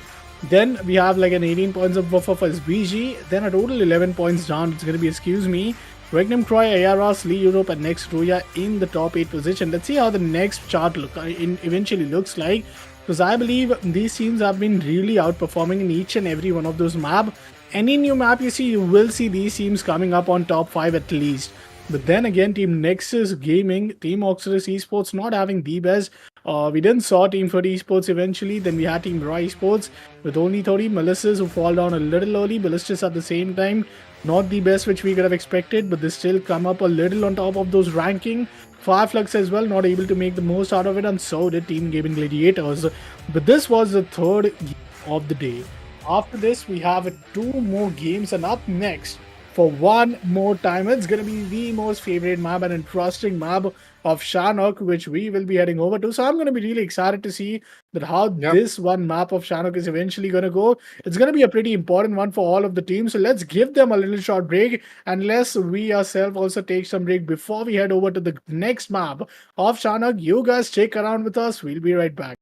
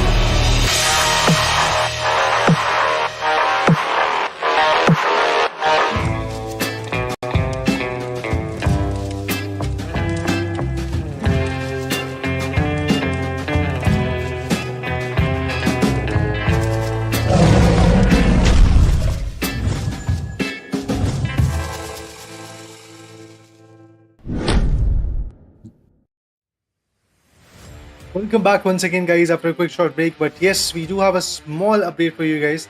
And we are not going to host the map of Zanuck in this particular matchup. This match number 9 is going to be the map of Erangel. And after that Erangel happens, we are going to move on to the Mirabar, which is again going to end up the day of phase number 2, day number 2 to be precise. Well, again, the competition was amazing in the map of Zanuck, but yes, fortunately, we do have the Erangel coming up once again back in the game. Okay. I guess the teams which are quite comfortable in the map of Erangel now finally going to have their chance today, because obviously we do need to have the feel of every single map. I believe, yes, Sanok was there, so Erangel should actually get its fair chance for the day as well. Yeah, Erangel is back, so I would love to see how the formation of Erangel is going to be there for quite a team. I mean, the struggle will be there. But let's talk about the predictions. Go on, do the honors. Which team is going to be the league for you? Who is going to get the chicken dinner? I hope that I don't get Europe at the same time if you have me the first benefit of doubt, because I do believe it might this time come to a similar team as it's Erangel. Given the form, I do believe Team MADBULLS or Team Major Pride would go up on top. Which one of them would you want to pick? Because I don't want you that we both come up at the same team. So I'd give you the first advantage. Which one of like if these two, or if you have any other option to choose. I was willing to go from these two teams, and I'm going to go for Major Pride. Yeah, that's my pick. All right. So I think if yours Major Pride, I'll go with MADBULLS. Let's see, like any which ways, like at least have some points up from a caster's predictions too, because I think the chat is doing a fabulous job down there. But nonetheless, this is going to be the fourth match of the day. The very first map of Erangel is right up going to come in onto our screens, and it's just few more seconds left till the plane path comes in. I'm going to be indeed very excited to see how the plane path is eventually going to come up, but I would be really excited to see the circles on the plane, like entire teams as well, because the equation have been looking a little tricky. So here we go, a good Sandalwood skin coming up from the players. It's going to be Katka all the way towards Lipovka, a pretty good diagonal plane path coming in. Teams are going to get such an easy side to go in towards any position. But yeah, at the same time, I believe one of the team who loves to go towards Fairy Pair was Team RUYA. RUYA, let's see if they're going all the way there. Team FLUX is going in top, because they and always love to contest towards, the George Pool position. But at this point, I think they'll be struggling a little bit to get the first, the vehicle, and then rotating in. Team RUYA going towards the bottom side alongside Gaming Gladiators. Let's see if Team RUTHLESS Esports is going to realize that they have the entire military base empty, so why not go for that? And yes, Team RUTHLESS Esports is actually going in for the bottom position. Near the farm, it's going to be the side of Team MELISE. REGNUM CARYA going in top again, and alongside them, I think there's Major Pride who always love to contest. Major Pride and Bulls, both of them going on towards Rozok and School. ARR Esports as well near Gutka. So I think the only drop clash left is between Team SBG and Ballistas. Yeah, I mean, the competition is looking good, that's for sure. I'm looking forward to see how that kind of competition is going to help a lot of teams. Yes, indeed, we have taken our own picks, but yeah, look at the zone. I guess not the northern, but then again, it is going to be a western shift coming into the play zone. But yeah, let's see what happens. Before that happens, I guess we do have a fight coming from NEXUS's perspective. So yes, the results are not looking good. It is going to be next to you. I'm sorry. It is going to be next to you. I was going to pick the first player. And with that kind of formation, obviously, other teams have to rotate back. Next to you is going to have their first pick, and it is Gaming Gladiators. Unfortunately, that is the team which is again not having a lot of advantage. Oh, those crossbows. Just think, guys, just imagine if that connects on a live stream. That would be absolutely amazing. But yeah, moving forward, if we talk about Miku, he's actually there rotating. He's actually trying his level best to get it. Oh, it does connect. It does connect. The crossbow shot does connect, but eventually we were unable to see that, shot getting connected. Maybe in the back ends in some of the POI, our production team would have got it. What was that? Is that another crossbow shot? Oh my God. Bro, this guy is on fire. Two good crossbow shots coming from his corner. Wow, man, wow. That is good. I mean, this is now slowly, steadily happening to be real interesting stuff, I think. Because now, as we see, eventually the scoreline are going to be a little bit, favoring towards the side of team, like none other than RUYA. Giving Gladiators a good fight initiated there, but Team SBG and Ballistas, the fight for Erangel, the fight for Yasiana is indeed going to go on. But they're going to realize, right, that after 1 minute, it's like 1,000 meter of distance that they have to cover. And it's not going to be an easy one for them. Let's see how soon are they going to just, wrap up this fight and go. It's near the, C building of Yasiana this time. Most of the time, we do see them going on towards the, higher apartments, position. But this time, they're choosing in towards these C buildings. And it's like, a very good 2-2 split between both of them. Excuse me versus FLUX. I think both of the team have now reached in towards George Pool. You can see some players getting slammed up with those vehicles, but I think it's indeed Team FLUX with the advantage as they managed to take down one of the players, Beg, and Team Excuse Me playing with only 3 more players.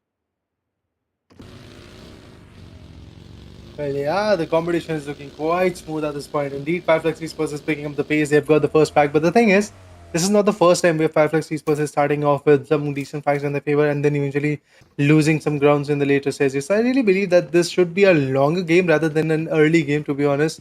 Yes, the early fraggers are good enough, but eventually they should just go till the end, eventually secure some more points. But BESIKTAS Esports on the other corner is actually having a tough time facing off SBG at this point. And if I talk about Sky Europe as well, they are picking up the pace and trying to take down players from, I believe, excuse me. That's kind of decent. We have Zessi, we have Enjoy. Along with that, we are also looking at Peace along with Sony HP. Let's see how far they are going to establish a dominance at this point, because yes, Sony HP is actually there. Peace with the DBS is actually waiting for the right moment to strike on. There is a pistol in the hand, and you're trying to push on the players with the S686.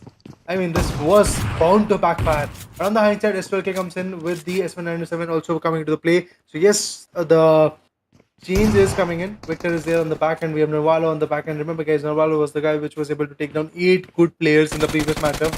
But at the same point, if we talk about Narvalo, once again, he's trying to push forward, has got the UMP 45, which is again a very comfortable weapon, but the only if you are able to make the connections with it. And the close quarter, this can actually prove quite fatal.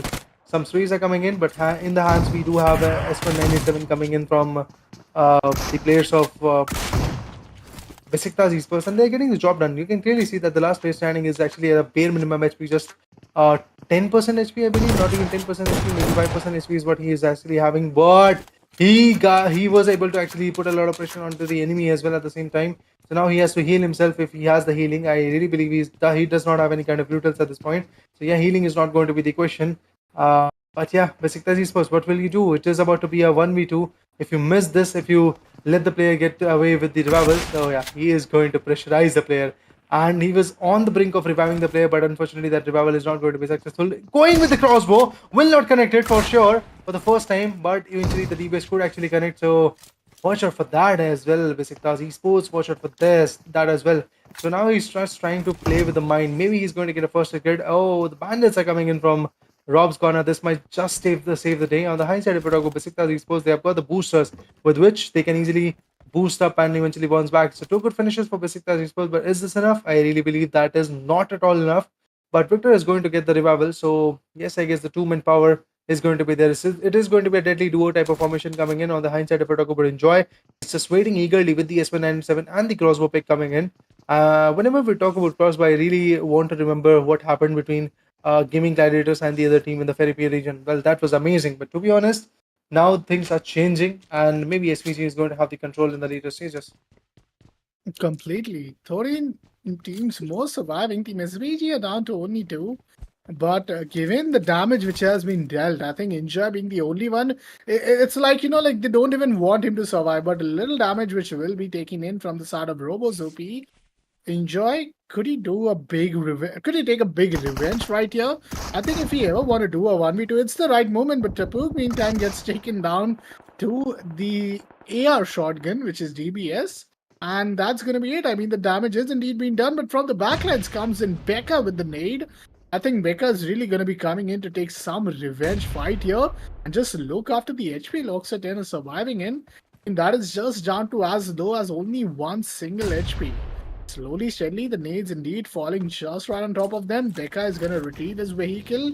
The buggy is going to be, retrieved back. Team Regnum Cross coming in from the backline, and just in front of him, it's going to be Team ARR. But Aces versus Becca. Let's see which team eventually comes up on top. Slee Europe, NEXUS, Team OZAROX, and Ballistas. All of them are just going to be in the backline. Meantime, Lutz is going to be the one who will be getting the best option to be the one who was almost up to take the knock, but he gets slammed up with a vehicle. So I think now Team FLUX has to revive the fallen teammate. Ballista is still surviving with one player, but being outside the circle. Is it going to be a fruitful one? Meantime, just take a look after the circle.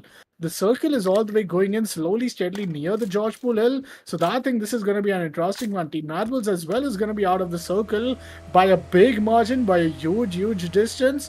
So they have to cover the distance. Meantime, Solki is also going to be grabbing up his teammate, is rotating all around the George Pool shores just to make sure that he clears most of the angle. But while meantime from REGNUM, CARYA gets taken down, and taking a look after the map, I think it's going to go all the way towards the George Pool hill. I hope it does. No, it goes a little more towards the northern side, which means that the compound, the squad host compound, which you see of George Pool, this could be where, the next circle would really shrink in. I'd love to see if this goes anywhere close to the container. I mean, that could be a real big, battle zone to fight in. Yeah, I mean, that will be absolutely impressive whenever the fight actually goes on. But at this point, FLUX is trying to bounce back with the S12K in the act. Yes, gets the deal done with that beautiful shot of the S12K was absolutely quite fruitful. Again, S12K versus S12K. This is not even an info battle coming in right now. Whoa, that huge jump shot with the body pick was absolutely amazing. With that soul kick, it's traded off now. It's all about the last two players which are coming from both FLUX esports and also excuse me to be honest. So it is going to be a tough battle between both of these giants. BESIKTAS on the other corner, along with NEXUS and SBG with that, which are quite a few names which are still outside the circle at this point. And let's look into the factor where Soulless is trying to rotate, where he's trying to have the advantage, but unfortunately gets spotted with the DP28 shots coming into play. It is going to be excuse me, which is going to have the end control of the fight. And if we talk about Lutz, let him be the snake at this point. He's trying to be sneaky, but next to RUYA also trying to rotate from the Pochinki backhands, and maybe he's going to get spotted soon enough. But before that, OZAROX esports is already getting attacked quite a bit. Swain is actually the last one standing of this particular team, or maybe should I say the individual which is there in this particular hill, and he's also going to get picked off. Not just MELISE esports is destroying this particular team, but also next RUYA is having the major share of the fight in their favor. But already next RUYA, after eliminating, I believe, the team known as GAIMIN Gladiators, is now being the dominating team. Okay, the push is there, and that could be it, and that's exactly what is going to happen. FLUX esports, I mean, I did said that despite of the fact that FLUX esports had the initial control, they were able to get one good player in the initial fight, in the first fight of this particular map.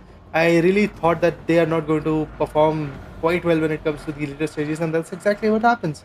I don't know why FLUX esports every now and then gets caught off guard, gets caught in open areas. But yes, that's the harsh reality. On the Pochinki region, we do see a lot of utils being thrown at this point. The bombardment, the mini zone has been created whatsoever. And OZAROX esports is just trying to counter everything that is there from the back end. That nade was absolutely on point. Wow. Kenzie finds a beautiful pick. The gun is not that going to be that easy to deal with. With that, the knockout comes in, and the revival of the other guy is also going to be there. OZAROX esports now is the one which is trying to just have the major share of that advantage. Oh, another nade goes on. Storm is going to find Kiss You. With that, obviously, it's going to be a 2v2. Now, it's not going to be that easy, but yes, CU is doing everything that is there in his capable hand to completely change the game, maybe in their favor. Some more mollies, some more utils are now going to get utilized. But that Kenzie has to heal himself as well. Utils are running out of their hands. But that molly could actually impact. Let's see if that molly is going to be enough. Yes, the molly is very close one. Still not enough to completely put them down. I know that OZAROX esports is still not able to have the control of this fight, although they were getting quite a few knockouts. But still, at the end, if you're unable to get those knockouts and make them the finishes, make them the eliminations for the team, I don't think so those knockouts are going to be I guess fruitful enough. But Kisyu pushes forward again. The reverse shot could be coming in. He had the right idea, he was speaking on the right angle, but unfortunately nothing fruitful happened with that. Yes, Poza was taken down, but eventually the revival will be coming. They are way too far away from the circle, but eventually the second play zone is also not that far away, so they can reach it out and have the control in the later stages. But yeah, look at this circle. AR esports and excuse me are going to have tough time fighting the Georgiable containers. REGNUM CARYA is going to have the complete control of the Georgiable hill, which is again a good thing. Major Sprite on the other corner is going to take up a fight pretty soon, and that's exactly what they're trying to do. Now next RUYA is at the concern. They were able to pick one player, not just one, three good player of that particular team is already down and dusted. Dokkan Machine is way too far away for coming up and giving up a revival. But before that, Nomi gets traded off. If Nomi gets finished off, remember guys, he's a very crucial for the player for the team. If he gets traded off, he gets finished off, I don't know, it is not going to look good for the team known as Major Spy, to be honest. But at the same time, another slam is going to come in. It was a close one. A TBS pick could be absolutely fruitful, but before that, the spray, the jiggles. Wow, man, jiggles were absolutely incredible. Some more nades, some more throwables. Dokkan Machine's position is already revealed. Noe is about to get the revival. I believe pretty soon he's going to get the revival. But before that happens, first of all, what Major Spy should do is just eliminate the players that they were able to knock out. That's exactly what they're trying to do. The last final guy is going to be Dokkan Machine. Maybe he's going to get pretty much taken down quite soon. But yes, Dokkan Machine is surviving barely. But look at Monkey Sun. Does not have that kind of HP, but he's still willing to push back. He's still willing to counter-attack the players. And unfortunately, he's going to lose his HP. He's going to lose his life. All thanks to BESIKTAS, last man standing, that is Enjoy. Oh, that tap shot could be close one, but Dino still survives. I mean, usually this doesn't happen in the map of Erangel, but eventually this is the reality that we are going to face. One single guy is going to put a lot of pressure on the whole team of Major Sprite. Well, now we have 10 more teams remaining, and with that, let's see how the teams who are remaining still at the top 5 are gonna be the one contesting. Like, as you know, you remember I mentioned, like, the team who are the top 8 always somehow make sure that they come in the end circle and just look at the current standings. You have 10 teams alive, but out of that, the teams being at the top 6 are all alive. Like, just one team out of top 8 has been out of the, like, equation. ARR, REGNUM, CARYA, excuse me, SBG, even Team Major Pride and MAD. So Team MAD just few more points away from eventually being the one who will go all the way up towards the top position. But I don't know if this could be an easy task for them or no. Meantime, taking a look after, the sort of Nomi, Enjoy7, who is going to be that one single player who is fighting up against the entire squad, is going to be in a very tough spot. I don't know if he could really get any situation here to even fall back, because he's already been given the center of attention and the damage is indeed being dealt in from the start of Enjoy. His vehicle is also going to be just streamed off, rolled along. MELISE Esports will be coming in from the back line. Let's see where the next circle goes on. Next circle actually goes on near towards the river and the bridge side of George Pool. So George Pool Bridge is indeed going to be the one where the zones have to come in. I believe this is going to be a pretty tricky situation. The sniper tower is also being totally, controlled in from the side of Team MELISE. So going up towards the sniper tower, it could give them a big advantage. MADBULLS meantime a little bit of, those dashing cars going on. The movement's looking pretty good, but MADBULLS eventually spot up named NEXUS at the same time, who wants to fight for this compound. The compound is going to be fighting off between these 1 versus 1 scenario, but Machinia being tossed off this nade. The nade is going to go in a very undeniable direction. Rashay is instantly going to deny his nade, and with that, the DPS comes out from Machine as he takes him down, and with that, the numbers also fall down for the start of Team MELISE. NEXUS Esports surviving with only one single player, still going to keep the hopes alive for them to just contest in for the top 5 position. But is it going to be an easy one? Because just from the bottom line, there's yet another team who is just closing things up towards the compound. Team ERR versus excuse me is also going on, where Furia is indeed going to be eliminated, as VG just now making it into the circle, but just on top of them it's going to be Team ERR. Slee Europe is also going to get taken down. Team REGNUM, CARYA comes up on top, and Enjoy7, how long till he survives is a big question. Coming in, Team Major Pride slowly steadily closing things down, but Enjoy, could he be good enough to get at least one single knock finish? I mean, it's not going to be an easy one. Bazin is going to do the job, and Team Major Pride will get that 5 domination elimination, but with that, it's the end for Team Ballistas at the same time. Yeah, no, finally the picks are coming in. As you can see, the Esports have already been eliminated, so the trouble falls on the other teams, like maybe MADBULLS is going to be next, or maybe Major Sprite is going to be next. I mean, there is a lot of numbers of team which are in the, I guess, red areas, which I usually like to say. Like, maybe they're going to get picked off, but before that happens, they are actually going to take major share of the teams as well. MELISE Esports is fortunately still surviving, which is again the only team stuck at the second page which is still surviving with the major manpower, because there is another team, NEXUS Gaming, with just a single guy, which can actually be taken down anytime soon. Look at him. He's surviving barely on the edges, but MADBULLS is actually trying to take up a push onto that particular compound, and that's exactly what is happening. Look at MADBULLS already stucking their nose in the particular compound, and they are actually about to take down the last man standing, that is going to be Omashina. Before that happens, Frozen gets picked off, and that's MADBULLS at a loss. Maybe he's going to completely finish him off, and that's exactly what is going to happen. What really? The 2 players from MADBULLS tried to push forward, one from MELISE Esports and one from NEXUS Esports, and it's done. MADBULLS is eliminated. I was not at all expecting this to happen, to be precise, because it was a 1v2, and teams like MADBULLS is way more than capable to do a 1v2. But the thing is, if the players are going to shoot them down from the mushroom tower, it's obviously not going to be that easy to come up with a, I guess, counter plan out of it. But yeah, they should have actually been vigilant about that as well. But at the same time, let's move on to ARR Esports. Let's see how far they're going to go. I mean, the thing is, if MADBULLS is eliminated, this is a very big opportunity for Major Sprite to just dethrone them and eventually have the 100-point marker in their favor. Oh, 20 players now slowly steadily walking their way in towards the end circle. Let's see how slowly, steadily the end circles is going to look like. I do expect it to go a bit towards REGNUM, CARYA, and the region where Team Slee Europe is holding on. Major Pride is indeed in the safest spot, and that's where the circle actually goes in. But this time it also favors Team Major Pride. So Team Major Pride, they actually have to do nothing, just have to take this entire bottom control in the zone. Team ARR might walk up towards the nearest compound, and one team which will be completely out is indeed going to be none other than, I believe, Team SBG. So SBG has to work their way in. Team MELISE is still having 3 players, but look after Excuse Me. Excuse Me is playing it so well. I think it's a B Lick who is just down swimming around, and Casey is also on the verge of finding him. There's a car being wrecked up, so you can't even just walk up there. But the sprays from Sia is indeed coming in. Just the moment Excuse Me surfaces on the top of this one, I'll say water, he is instantly going to get dazzled up by the spray. CO RTR is indeed showing up. Team MELISE is still up with the 3 players. ARR barely inside the circle, but yet they will be sufficient with it. Team ARR do realizes the risk if they want to settle for less.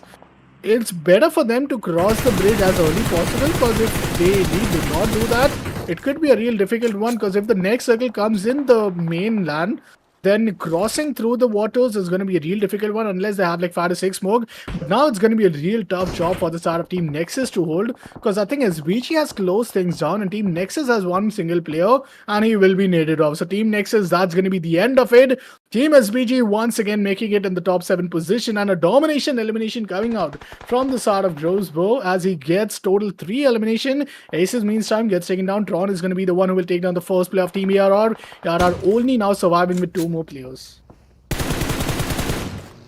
Yeah, I mean, the struggle is there for sure. Becca on the other one is also going to get taken down. As you said, AR is already losing a lot of players. It seems like that AR might just lose their whole team, because the thing is, REGNUM CARYA has got the control of this particular side, and that's exactly where Team AR is also trying to rotate with, and eventually that's exactly where this particular team wants to survive. But yes, sprays are coming in from some other teams, like MELISE Esports is also trying to pop it out. AR is also there, like Aces and both metrics are trying to come up with some good sprays onto them. Although it's not that easy for them to actually control the fight, but still they are trying to do that. Maybe pretty soon the rotations will be fruitful for them. They're going to completely take the control of that shack, which is again not a very fruitful rotation, because the zone might be shifting in the southern areas once again. It is actually going to get shifted to the Georgie Pool hillside, and if that happens, obviously the control is going to be out of equation. Aces is also going to come up with the rotation with the buggy in the hand. He's going to completely cut up a very decent rotation, maybe have the complete control of the edges as well. MP Nomi is there on the back end, waiting for the right moment. He might be able to strike on the player. Let's see, is it that easy? I really believe that the comfortable fights are not going to be that easy, to be honest. But yeah, that's all they can do. Wait patiently and then eventually come up with a fight. Let's see how far will they be able to establish their dominance. We have ARR's Aces. We do have Metrics as well on the hindsight. Stuck in a very, I guess, low quarter combat, but still the result is not looking favorable. 7 teams, 7 teams and 18 players is what we are having right now. If I talk about MELISE Esports, KCU gets taken down. With that knockout, obviously Major Spirit might just have the control in the later stages as well. But let's see if the revival is going to be there, because they were pretty close to the water body. They can easily go ahead and get down to the canal and eventually come up with a revival. That's exactly what they're trying to do. 5 amazing finishes for Major Spirit, but Major Spirit is not at all moving a muscle at this point, because they know if they lose it, if they lose this particular matchup, the only chance for them to control or maybe get the 100-point marker and also lead the whole overall standing in their favor is also going to get diminished. That is why they're doing everything that is there in the possible corner to be a very passive team, still have the every information that is required for them so that they can fight back in the later stages. I mean, you do want to sit back on the back ends, but at the same time you do want to have all the information from which angle the players are rotating, from which angles the players might fight back and stuff like that. And look at Matrix, he might not survive. He's already getting shot down from REGNUM CARYA. That is a particular team going to take him down, but its CEO is going to pick him down, and that's the end of one more player from MELISE, from the other team known as AR, because MELISE, they're looking good. They're constantly trying to pick up some lot of space, and the guy who has been taken down is not going to get stolen by Excuse Me, and it is Black who is going to have the advantage out of it. But pretty soon he might be actually getting spotted. If he gets spotted, MELISE versus Poser, maybe CEO, maybe KCU is going to put a lot of shots onto them and just shut them down. Slowly, steadily, the 4th map is indeed going to be a little interesting one, as you can already see. The end circle slowly, steadily closing up, but Team Excuse Me wants to just get excused. Aces is going to go towards the shore. Oh, it's such a big trade. It is such a big devastating situation. How lucky that, like BLK does not get revealed with his companion. But now comes a 1v1 fight and it's Aces who comes up on top with his S12k. Unfortunate for Team Excuse Me, as they are going to be settling for less with only 6 points, 5 of elimination, 7. But what? Team Major Pride in the blink of an eye are on the verge of an elimination. They managed to take on the first player of Team REGNUM, CARYA. Going in for yet another one. The nade has to come in, and this has to be one of the most perfect nade which they could have ever anticipated. Perfect, all comes down to him from the backline team as VG is doing a lot of damage, but he runs out of his own nade, and now going to be the fallen player, which is going to indeed be revived in. How much more time till they eventually do come up on top is a big question. Perfect once again going in for the peak. Oh, he spots on Tron, but he just gives up on his spree in the very next time. The circle is indeed coming into close down, and let's see how the situation goes up. Like the Relation just going in open. Oh, the knock did not yet came in, but Team Major Pride meantime, I think they are totally on the verge of an elimination. Because the two players just all of a sudden went down. It says BG who are coming up on top, and PFX still looking fruitful. He has to smoke and take his vehicle and run away. But before that, Tron has closed it up, and he had heard the footstep. So he's just wanting to time it at the perfect angle. But Tron just gets dinged with that one damaging nade. The Molly might also connect onto Tron. Oh my god, how is Tron surviving? The Molly would do the job. And indeed, the nade would if it's not the Molly. Somewhere down the line, the util is beautiful from Perfect. He's just praying his util connects. He's just praying that his util does all the fallen work which he is left to do, and with that, Team REGNUM creates an impossible task for them to recover. But while he's just in the most perfect luck possible, the smokes are slowly steadily coming in from the side of Perfect. He wants the kill, but the nade from Val is going to do the job again. Oh man, once again the loss comes in from Asia's side. I really thought that this could have been the match where they could have dethroned the particular team known as MADBULLS and eventually have the end laugh and get the control out of the fight. But the thing is, at 6th position they have been eliminated. That means they're going to get 2 position points and also 5 amazing eliminations. That might just actually make them the table topper. At the same time, the buffer is not going to be there. So it is actually going to be a comparatively easier job for MADBULLS to just survive in the next one. That is going to be the map of Miramar, and then eventually come up with the end fight in their favor. So that could actually be the case. But at the same time, if it goes like Europe, kudos to this team. Every now and then they're trying to be consistent. Every now and then they're trying to come up with some fruitful results. But SVG now is going to put some good shots on Wild 77k as well. On that SVG, the team which actually was able to take down the Images Pride, is also on the verge of destruction at this point. The way the sprays are coming in, it's not looking good for SVG at this point, and both for CARYA, I guess the damage will be coming in. But CARYA is actually on the edge, so that's the best part. They have got the edge control in the favor. It might actually just lead them to victorious angles. But unfortunately, one more elimination comes in. Zelikon was very low HP, also gets traded off at the same point. We have got REGNUM CARYA with the domination factor, but now the revival is not going to come. MELISE first again picks up the player. It's going to be KC who is going to just wait for the revival to be coming, and Zelikon on the other corner is not at all going to survive till the end. Before all of that happens, I believe we are left with just 4 teams and 9 players to be precise. KC is going to get the revival. Fortunately, he will be able to just push back to the particular play zone. But while pushing back to the particular play zone, his positioning is going to get revealed, and due to that, maybe even Sly Europe or AR Aces can actually pick them apart. But look at Aces. Wow, man, what a patience from his corner. He can easily stab the player, he can easily shut them down, but he still decides that he's going to be a passive player, but will be getting spotted pretty soon. Unfortunately, but a fortunate enough angle that was there. Fire up on the other corner is going to lose 2 good players of the team. Some smokes are going to get utilized so that they can come up with a revival. Obviously, it won't be that easy and effective to be precise, because REGNUM CARYA will not be able to push forward. Before pushing at that angle, they will be pushing at MELISE Esports. Oh, this vehicle drive-by could have been very fatal, but unfortunately, it's just FLUX who is going to survive. The only hope for the team. 2v1v1 is going to be the case. Oh man, it's gonna be a real tough one, but Team REGNUM CARYA still seems to be the one that with only one player, they are engaging in the fights, and how is it possible? It's a 1 versus 1 scenario, but Slee Europe good enough to get that one fallen player up. Now it's Poser down from the side of Team MELISE Esports, and REGNUM CARYA, it's a big task for them. Slee Europe, this could be the very first winner chicken dinner for them. But let's not talk about anything right now, because Europe, we have seen them multiple times in this scenario, but they've always been the first team to get eliminated after coming up to top 3. This has to be the one where the really comes out decisive. One player does manage to get taken down. It's a 1 versus 2 versus 1, but from the backlines comes in MELISE, and the MELISE somewhere on the line takes down REGNUM CARYA. I think that's going to be a lifeline to teams like Team SLE Europe. But now the fight goes on. Team SLE Europe is going to get plenty amount of time to take down the fallen player of SLE Europe, and they are going to indeed get the job done. But the nade is going to take down Pubg. But Rian going in for the long flank is wanting to take down the final player. The nade is coming in, and he is so convinced that both the players are just right next towards the sniper tower. But the flank is indeed going to come in from the backline, and that's what is going to put him in a very alert situation. But nonetheless, Reflect is going to get the job done. Or only, I think, it's a single or a double kill winner chicken dinner. SLE Europe, so I didn't even saw them killing. Nor I saw them in the entire kill feed. But let's take a look how many kills did they eventually did. If I'm not wrong, it has to be only 1 or only 2, like defeats of winner chicken dinner.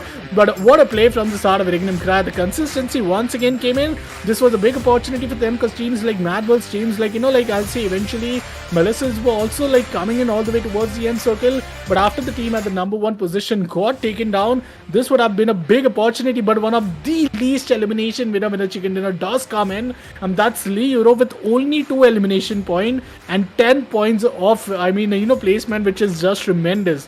592 damage being done with all the 4 players combined. But wow, this Erangel was a big lifeline for them. Yeah, SLE Europe, what a performance, man, what a performance. I was really expecting them to jump a bit more. But I mentioned 12 points is kind of decent, and they do have the chicken dinner right now. After so much effort from the start of this day number 2, they finally have got the chicken dinner, which is obviously going to boost them a lot when it comes to their momentum. The positioning is not that strong, but eventually that momentum burst is going to be everything for the next day to get started. But remember guys, one more match for the day is going to get left. Only 9 matches have been passed, and in the last match, in the second last match to be precise of the day, it is Reflect who did the heavy lifting, was able to get the damage of 299. Eventually the damage taken is way more than the damage he was able to dish out on Dulabi, but still at the end 2 eliminations and 2 knockouts. That's what we have at this point from this guy's perspective. This is the winner chicken dinner team stats, but now let's talk about the teams to watch. First of all, it's going to be REGNUM CARYA with 8.5 kilometers of rotation, 10 nades, 21 smokes, and 1 molly was utilized in 25 minutes. And if we talk about the MELISE, they had the rotations of 6.75 kilometers with 9 nades and 23 smokes. They were able to give the output that they were dishing out. SLE Europe on the other corner tried their level best at the end. Eventually, they had the chicken dinner as well. Well, yeah, they were getting attacked from multiple corners, but yes, I would love to appreciate the way they performed. SBG on the other corner, 4 kilometers of rotation, 6 nades, 12 smokes. That's what they have right now. And let's now move into the MVP. The match MVP right now is going to be MELISE Esports' CORTR with 4 eliminations. 1127 is going to be the damage he was able to dish out, and throwables used is going to be 14 with 2 assists. Oh man, what a game for him. I think CORTR, eventually in the end, it was just Team REGNUM CARYA which really happened to take down at the 3rd spot because they had the numbers advantage, and with only 1 single player, it's the entire team with collapse. And I can imagine in this map how many kills eventually happened from the util. I think util damage, the util kills, and the total util, I'll say eventual impacts were just out of the line right now. But eventually, number 1 team is REGNUM CARYA. Coming at the 2nd spot, they had 9 elimination, which brings up 15 total points, and also it does bring them up towards the top 1 position in this map individually. MELISE with the 2nd spot. To the team who won the winner chicken dinner still at the hashtag 3 because they had only total finishes and just 1 points down. It's going to be team SBG with 11, Major Pride coming out with 7 points. Then we had team Excuse Me with 6, ARR with 6, team NR with 5, team Nexus with 3, team FLUX with 2, none points for the start of Gaming Gladiators, and 1 and 2 for the start of BESIKTAS. Then we had MADBULLS with not the best game possible for them. This actually opened up a complete whole lot of scenario for a team teams who are at the 2nd position that they might come up at the number 1, but high elimination stays in for the start of Robus OP. CEO coming up with the highest damage, highest assists being done from the start of Loxi. Victor with the most healings being done, which is 700, and CORTR coming up with the highest knock of the match. Yeah, Indeed, the match summary just actually tells the story that SPG was absolutely amazing along with MELISE esports as well. CORTR is one of those players everybody has to watch out for. But let's talk about the overall ranking. Yes, Major Pride indeed was able to dethrone the team known as MADBULLS, and now there is a buffer of 2 points between these two giants. MADBULLS indeed has got the highest amount of chicken dinner, if I'm not wrong, yet in this particular phase number 2, but still not enough to completely be on top. And there is not a lot of buffer because SPG can actually dethrone them with just 11 points in their favor. So it can actually backfire. MADBULLS is losing the grip, maybe. REGNUM CARYA on the other corner also utilizes their performance and is actually on 4th position with 73 points. Excuse me, with 67 points, Lie Europe with 55, AR Esports with 54, next to with 47. Let's move on to the second page so that we can have an idea of how the performance has been evolved in the later stages, because I do believe there are going to be some green arrows in that particular page as well. Yeah, let's have a look at that as well.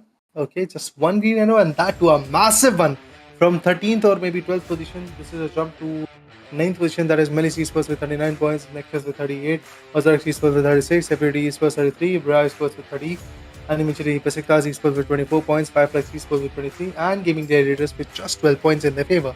All in all, a very commendable job done by quite a few teams, but I guess still at this point, Gaming Gladiators is giving me chills because I really wanted to see that team perform, that team maybe get some good points, and on the hindsight again, FLUX esports is also becoming a disappointment for quite a few fans because yes, they're very good in Miramar in the phase number 1. I don't know what is happening to them that they are unable to just dish out that kind of output in the phase number 2. And there is no phase 3, there's nothing else at this point. So yeah, after a quick short break, we'll talk about the last match of the day.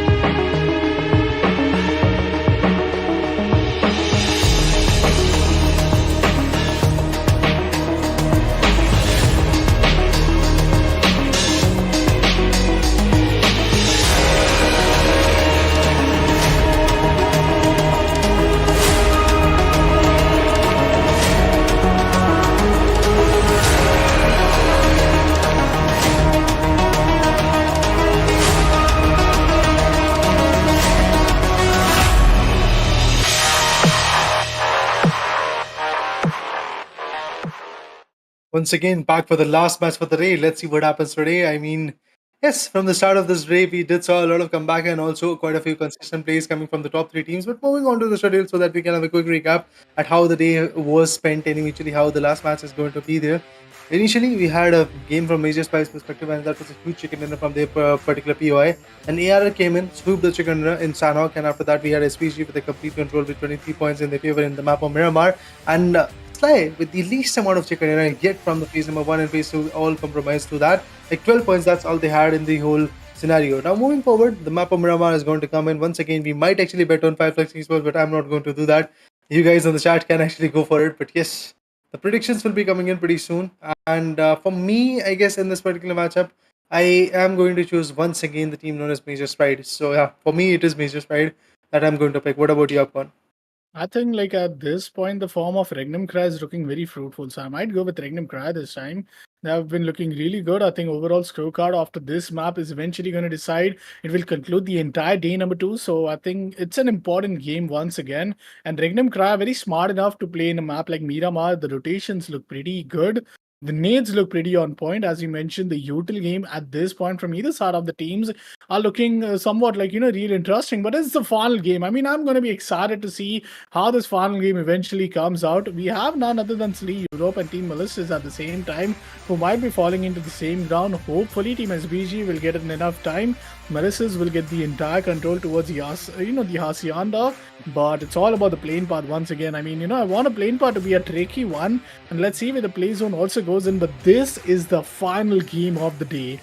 One last match to conclude the second day of the Ruthless Europe Invitation. It's gonna be the final phase number 2, where teams are gonna get this one last chance to add in some points before the final day hits in. But once again, the plane path is right in, and this time it's an interesting plane path if you ask me. It comes once again up from Campo Militar. This time it all the way goes towards the Los Higos. So I think teams will have a very easy time going in their respective locations. Next, RUYA will have a little tough time to go towards El Pozo, towards La Cubria. I think Nexus will get a little tough time. Team AR are already dropping in towards the side of Cruzel. Well, Minas Grenelles has always been, a tough call to call out for. But I think after Team BRA Esports not being in the equation, this could be a little easy one for the side of Team Slee Europe. But MELISE has always dropped down near to it. Team Ballistas this time are playing towards the eastern side of the LSR position, so I think this is really good. We see no teams any which ways going towards Impala, towards Puritio Parisia, towards Los Leones, so maybe there could be any team falling onto that position too. But at the same time, Team SVG going all the way towards San Martin, realizing that this time they have no foot to worry about. Yeah, I mean that's the best part. There are quite a few competitions that usually were happening, but eventually then the teams are not there in the lobby. So I believe they are going to have an open area to loot and then eventually gel with each other and eventually perform exceptionally well. So yeah, at the end, I guess those teams which are not going to have any kind of clashes might just be the fruitful one. Initially, if you have that kind of control and there is no clash, then you can easily loot and also be quite comfortable in the vicinity that you are present in. At the same time, if we talk about Team Next, yeah, as you said, reaching out to El Pozo is not going to be that comfortable for them. But if we talk about the play zone, which is kind of southern central shift coming in, southern western shift, let's say that. FLUX Esports again off to a very decent start, but yes, they are unable to wrap up the game in their favor in the past 4 matches to be precise that have happened in the map of Miramar. This is the 5th one in the phase number 2. But let's see, will they be able to just completely shut this down in their favor, or is it going to be once again some other team just reigning on top in this particular matchup? 14 teams and 58 players, that's what we have at this point. Pressure is immense, the journey is quite difficult, but yes, we do have the players still waiting for the right moment to strike on. And exactly if we talk about SBG Esports, again another impressive team which have actually performed quite a bit in the past few matches. If you guys remember, 23 Bomber also came in from the corner in the 4th map. I guess it was the 3rd map, I believe. So yeah, it's good. Yeah. It's good to see that kind of competition coming in. But moving forward, Robs has got the control of San Martin region. There was supposedly a clash coming in pretty soon, but eventually after the backout of FT Esports from the tournament, from the fights, I believe at this point they definitely have the complete control of this huge area. All right, the team is Visha completely, going in vast in these position. And as you guys can see, they're taking a lot of these ground controls, trying to make sure that they get as many, loot as possible. Miramar is going to be one of those maps where you conserving your utility in the end circles is also going to be pretty important one. And with Miramar being the one with how we'll be concluding the day today, I think it indeed is going to pan out a little interesting one. While meantime, it's going to get the entire, loot in the mid podium of the entire Picardo position and just look after the heavenly loot. He has an M16, he has a Scarl, he has an AKM on the back. Oh, a DBS as well. I mean, that's all. Like just a single ground and you got your ideal inventory. Now maybe go on, get some armor, get some, util to help your teammates. Meantime, it's going to come down to Team REGNUM Cry as well, who are this time looking in a very comfortable position. Even if we talk about the circle, they are looking in a major, I'll say sector of the circle where they are in. A 3x to be retrieved from the side of Loxi 10, which could be once again a pretty devastating one. But towards power grid, we have the side of Team RUTHLESS Esports. Let's see how Team Oxford Esports is eventually pan out in this entire game. So far, their positioning in the overall scorecard is at the 11th spot. They only made like 36 points after 9 total ones. But averaging things out, like, this is going to be the 10th game. After 9 games, the only team which has managed to put an average of 10 points per map is indeed teams like Major Pride, teams like MADBULLS. Previously, we had Team REGNUM CARYA, but Team REGNUM CARYA now at this point might be looking for a winner with a chicken dinner, and I'm so hopeful for that this game could be a pretty huge one for them. They've already fallen towards Picado, but it again comes on that how many eliminations are they dealing with. It's only 56 players now in the lobby. With the time already running out, the first circle has started to shrink in. Yeah, obviously with the shrink, a lot of teams might be actually rotating their favorite places, and with that rotation, obviously there might be some open-ended spots where teams can actually strike on. As we can see at this point, the team that's stuck at the 12th and 13th position are not there present in the lobby. That really means that there is an opportunity for both BESIKTAS Esports and 5FLUX Esports to just bounce back with a chicken. They can easily go ahead and reach out for the hashtag 9th, 10th position. Well, reaching out to that place is not going to be that easy for sure. But indeed, that is the play that we really want to see. At the same time, next year, Token Machine is going to be the guy has got some decent angles, and that's a bad part. I mean, you have the angles, you have the right criteria to fight with, but at the end, it's just struggling and eventually not having the right opportunity is going to be the main case for a lot of teams. Next to we definitely have the right idea. If we talk about MELISE Esports, once again, that is the team which was impressing us a lot in the initial stages of the tournament, but right now, all they are trying to do is just survive. At the same time, if we talk about SBG Esports, well, after having a complete control of the area of San Martin, now they're trying to configure and eventually get more and more control in the nearby vicinities as well, and that is why there is going to be a stray. And look at that, Pozo finds a beautiful pick, and with that opportunity, with that opening, definitely MELISE Esports could actually completely pressurize on this particular compound. I don't know what kind of approach they're going to have, but Kisyu decides he's going to push forward. Kisyu decides that he's going to have a complete control out of it. Nervalo is willing to actually come up with a nade, but that nade will not be connecting. So before anything else happens, there could be a revitalization coming in, but I guess everything is going to get denied pretty soon. That need is actually going to be a close one, but indeed it is actually on the stairs, and Kisyu gets picked off with the 2 good losses are there. And yeah, SBG is finally having their comeback in the game, and there is another player which is actually on the back end. So yeah, I would love to see how that fight actually comes up with again.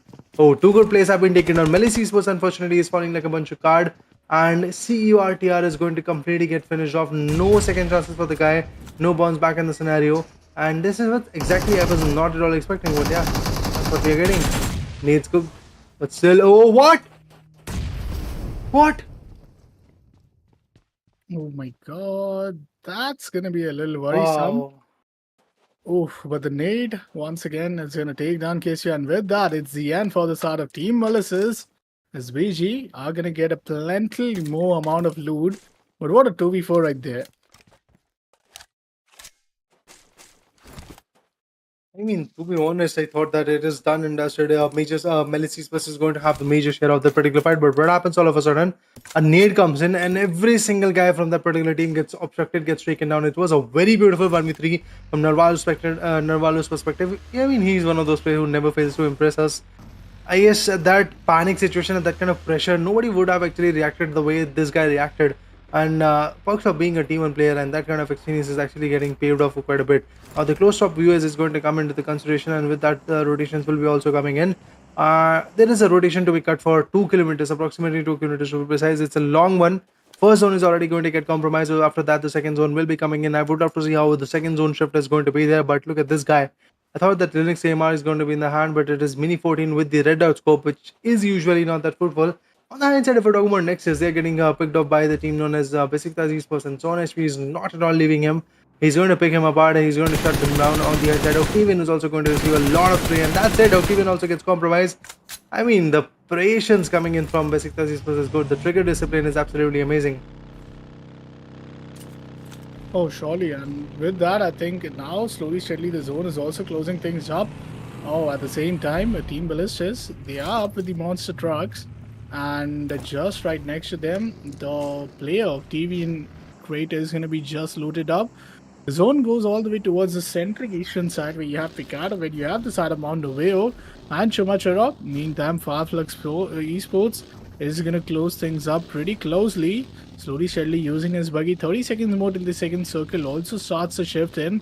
Already Team MELISE Esports is out of the equation and all up towards Team SBG. But now this is going to be one of those maps where I do believe that the teams are slowly, steadily walking in very close towards the third pointer. If you look after Team SBG, they are in a buffer of like almost 16 pointer top 2 and 18 points to come at the number 1 position. But it's then again, a lot of factors because Team Major Pride, teams like MADBULLS, they're still kind of surviving. Ballistics Esports is going to get spotted, and Nexus are indeed willing to take up the charge here to go on for a fight. There are two different, positions, but look after Zixi. I think Zixi is just get spotted here. Kapala takes the spray, and what a beautiful spray coming in from Kapala as he takes down the first player. He spots yet another player, puts him down to 50 HP, is choosing to go in for some more fights, but now realizes that the zone could work in his disadvantage. The monster truck is coming in close and he is going to be down to solo HP, but the monster truck runs over him, and that's a brutal way to take down the final player. Kapala indeed will be taken down outside the circle, but that is just so unfortunate and that is just so undoable. I mean, that was unfortunate at the same time, but Kapala will get eliminated, and with that, so will Team Nexus as Sun HP finds the final player. REGNUM try meantime after losing the Star of Silicon and moving in to get the, a revival in for the fallen player of Loxy. But slowly, steadily, see Europe after just winning a winner chicken dinner. They are closing things down towards the warehouse. But Rian has to come back instantly. They are just playing a little split here. This could go very horribly against them if they don't coordinate it well. As they have the numbers advantage, this could work in. But look at that. Look at Zipper. Zipper already is up with the DBS. Thor is going to come in. He has spotted Zipper. Is pushing down with the nade and is indeed closing it apart. The nade is at the very right spot. But the knock hasn't yet came in. I mean, getting those knocks is not going to be a piece of cake, to be precise. While 77 finds a very big knock, and eventually with that, Sky Europe is actually falling very rapidly, and the last man standing is actually going to be on the verge of destruction as well.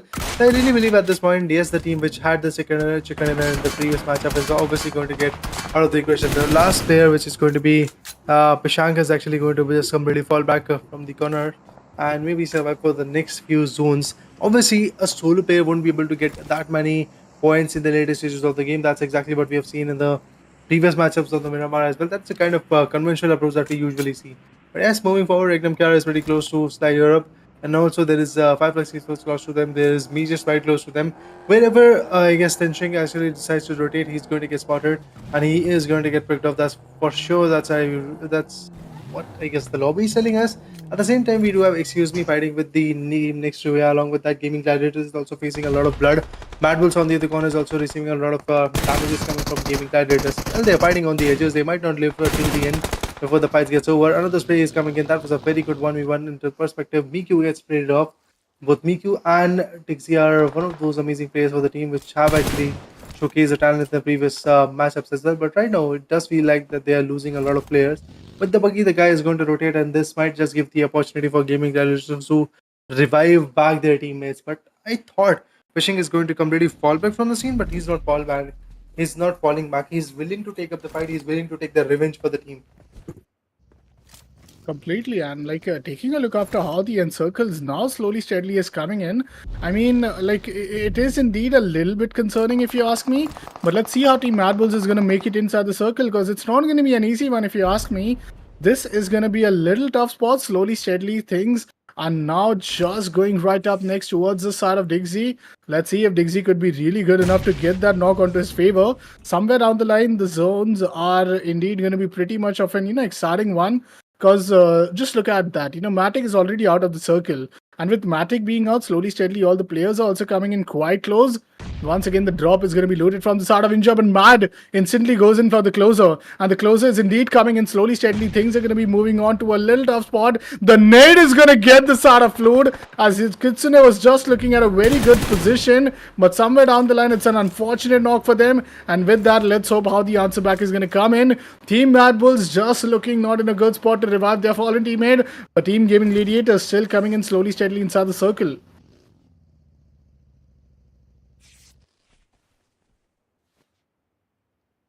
I mean, yeah, I guess they're trying to be in the circle, but eventually, will that be a successful event? That is the big question that I really want to ask, because they don't have that many of manpower to be precise left with. It's just left with 2 players, and they're also pretty much outside the circle.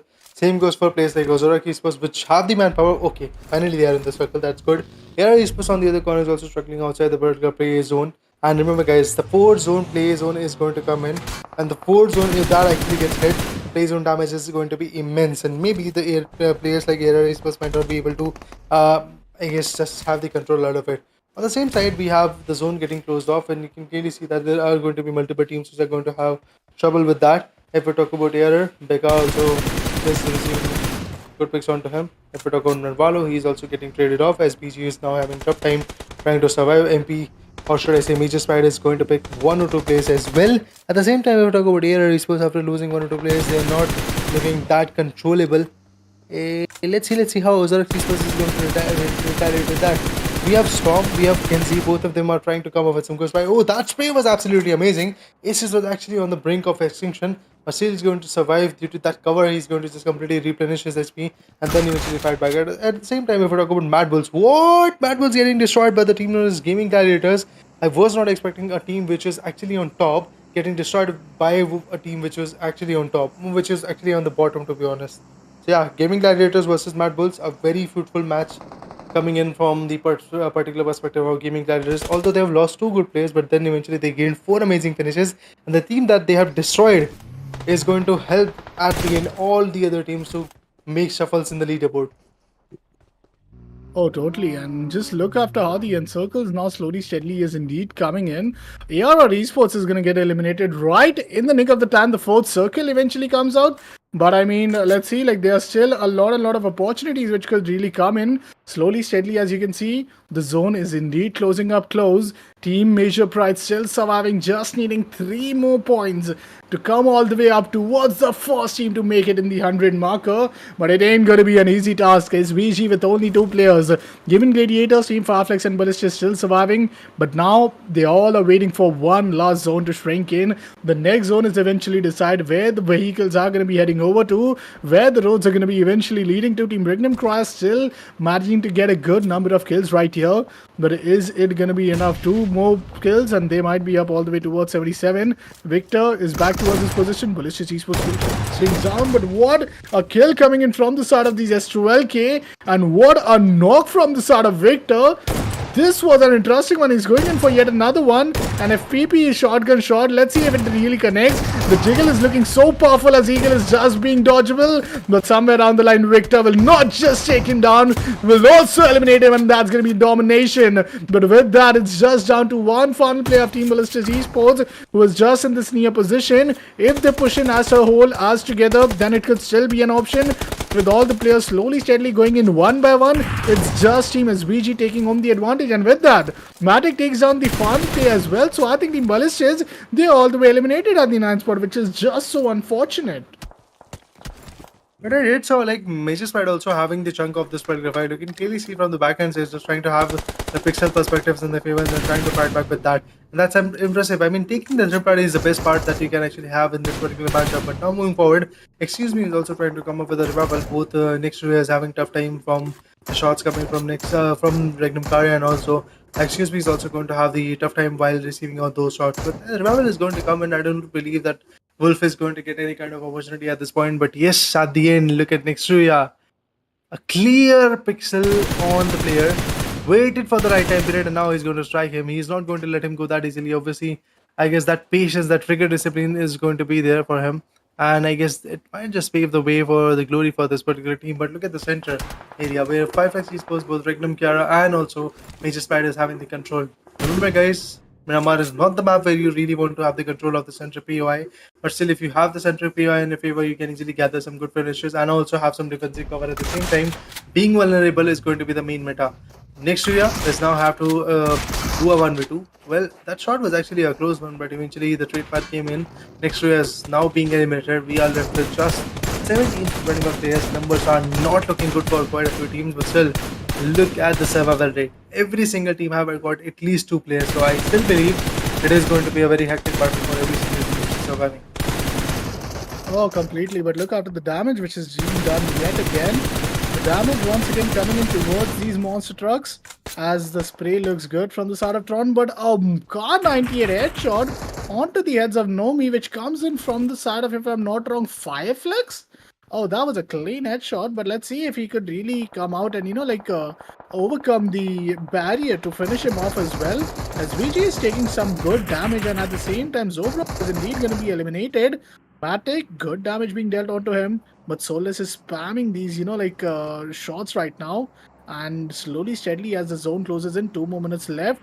Ketch is just prone down in these, VG's position, and Rust in front of him. It's going to be Team Excuse Me. Kitsune gets taken down, and that's going to be an elimination at the same time. So Team SVG, once again, a very unfortunate scenario for them, because now Kitsune is indeed going to be dropped down, but Matic is now found himself up in a 1 versus 1 scenario. And what? Team SVG, the knock is also going to be confirmed into a kill. It's a DBS versus GBS, and the first shot does land onto the side of Victor, but Victor good enough to take him down. The 2 bullets connects right in the face, and that's going to be GAIMIN Gladiators, who have to be okay with the 7 spot and 5 elimination. Indeed, 6 total points being gathered into this whole game, and that's going to put themselves up a total of 18 points. But one more time, Team Major Pride, just one more, I'll say point of 8. They already have like 99 points. Even if they get out, they will be getting out in the triple digit mark, because they have been up in the top 6 position. But RUTHLESS Esports is one of the most promising team right now, alongside Team Major Pride, who have the 4-man advantage. But just as I say that, Sven gets taken down. I hope that's not an elimination, because that'll be the biggest jinx at it, and that's what is the case. Swan is going to get taken down, and with that team, OZAROX Esports is going to be down to 3. GTA gets taken down, and the spray coming in from the side of Ketch is looking pretty promising. Yeah, multiple corners are now getting cleared by teams, and eventually the sprays are coming in. FLUX Esports, which was actually on the western edge of the team, or of the particular play zone, is also trying to rotate. At the same time, Major Pride, who didn't have the helmets and stuff like that, is obviously going to have it right now. Nomi is the guy who is going to have the advantage out of it. But look at, excuse me, they're trying to rotate. They're going to get spotted pretty soon, and eventually that spottation was not that decent for, excuse me, because now 2 good players of that particular team have already been taken down. The last one is also in a very troubling angle, I believe.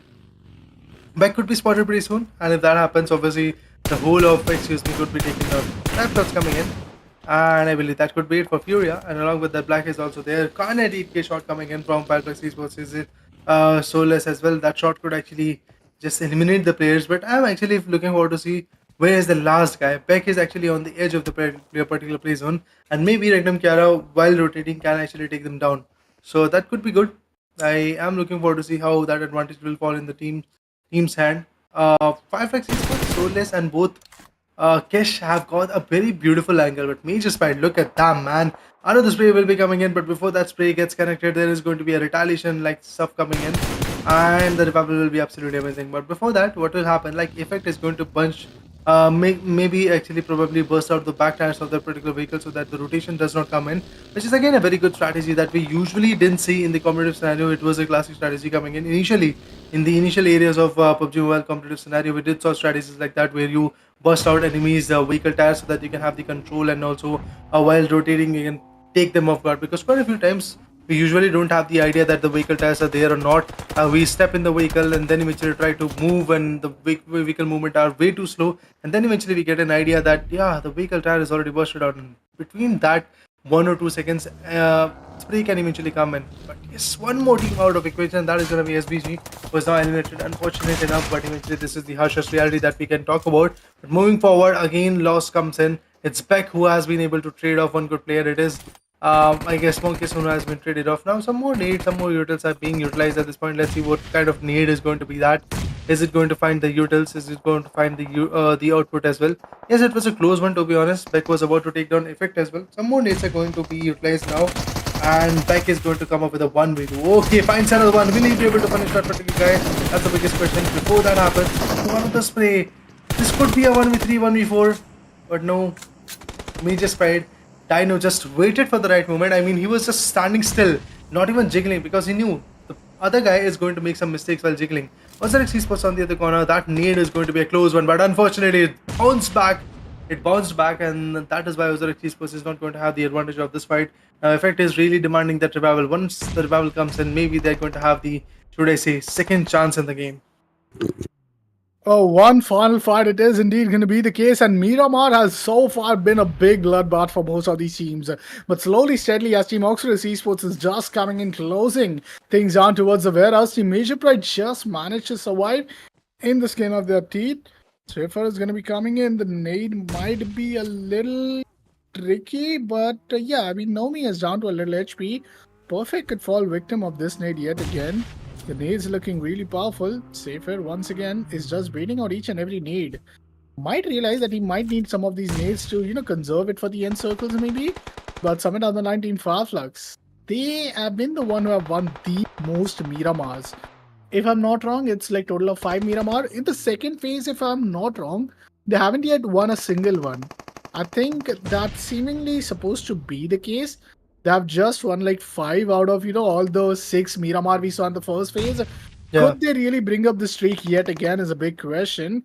Major Pride surviving with 3 players, OZAROX Esports with 3, and this is where Major Pride is having the most, forecasted win. But now taking a look after the circle, it goes all the way towards the center to top, plateau position, which means that slowly, steadily, FLUX has to be the most recent team to go in, or else, they'll be, as they are the farthest. Perfect switches back to his UMP, puts a little red dot and a laser as a grip, which indeed is going to be something interesting as the players are making changes in these ends position. This in his 12k and he spots out perfect. The nade is indeed perfect to take down Storm, and that might as well get him the kill. But he makes the molly do the job. He spots down the last player. Team Oxford Esports now realizing that this pit push wasn't the most delightful one.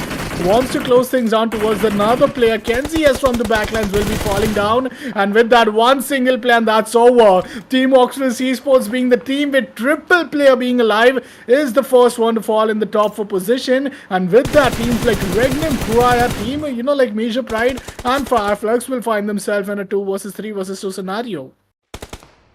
Right, let's have a look into the formation at this point. Indeed, it is going to be a tough battle for all the other teams to retaliate with, but the best part is REGNUM CARYA is pretty much distracted at this point, fighting with FLUX Esports, but maybe the rotations that is coming from Major Pride will be able to grab that attention, and once that attention is there for the team known as REGNUM CARYA, maybe there is going to be the advantage for FLUX Esports. I mean, that's exactly what FLUX Esports is good at, taking the advantage in the later stages.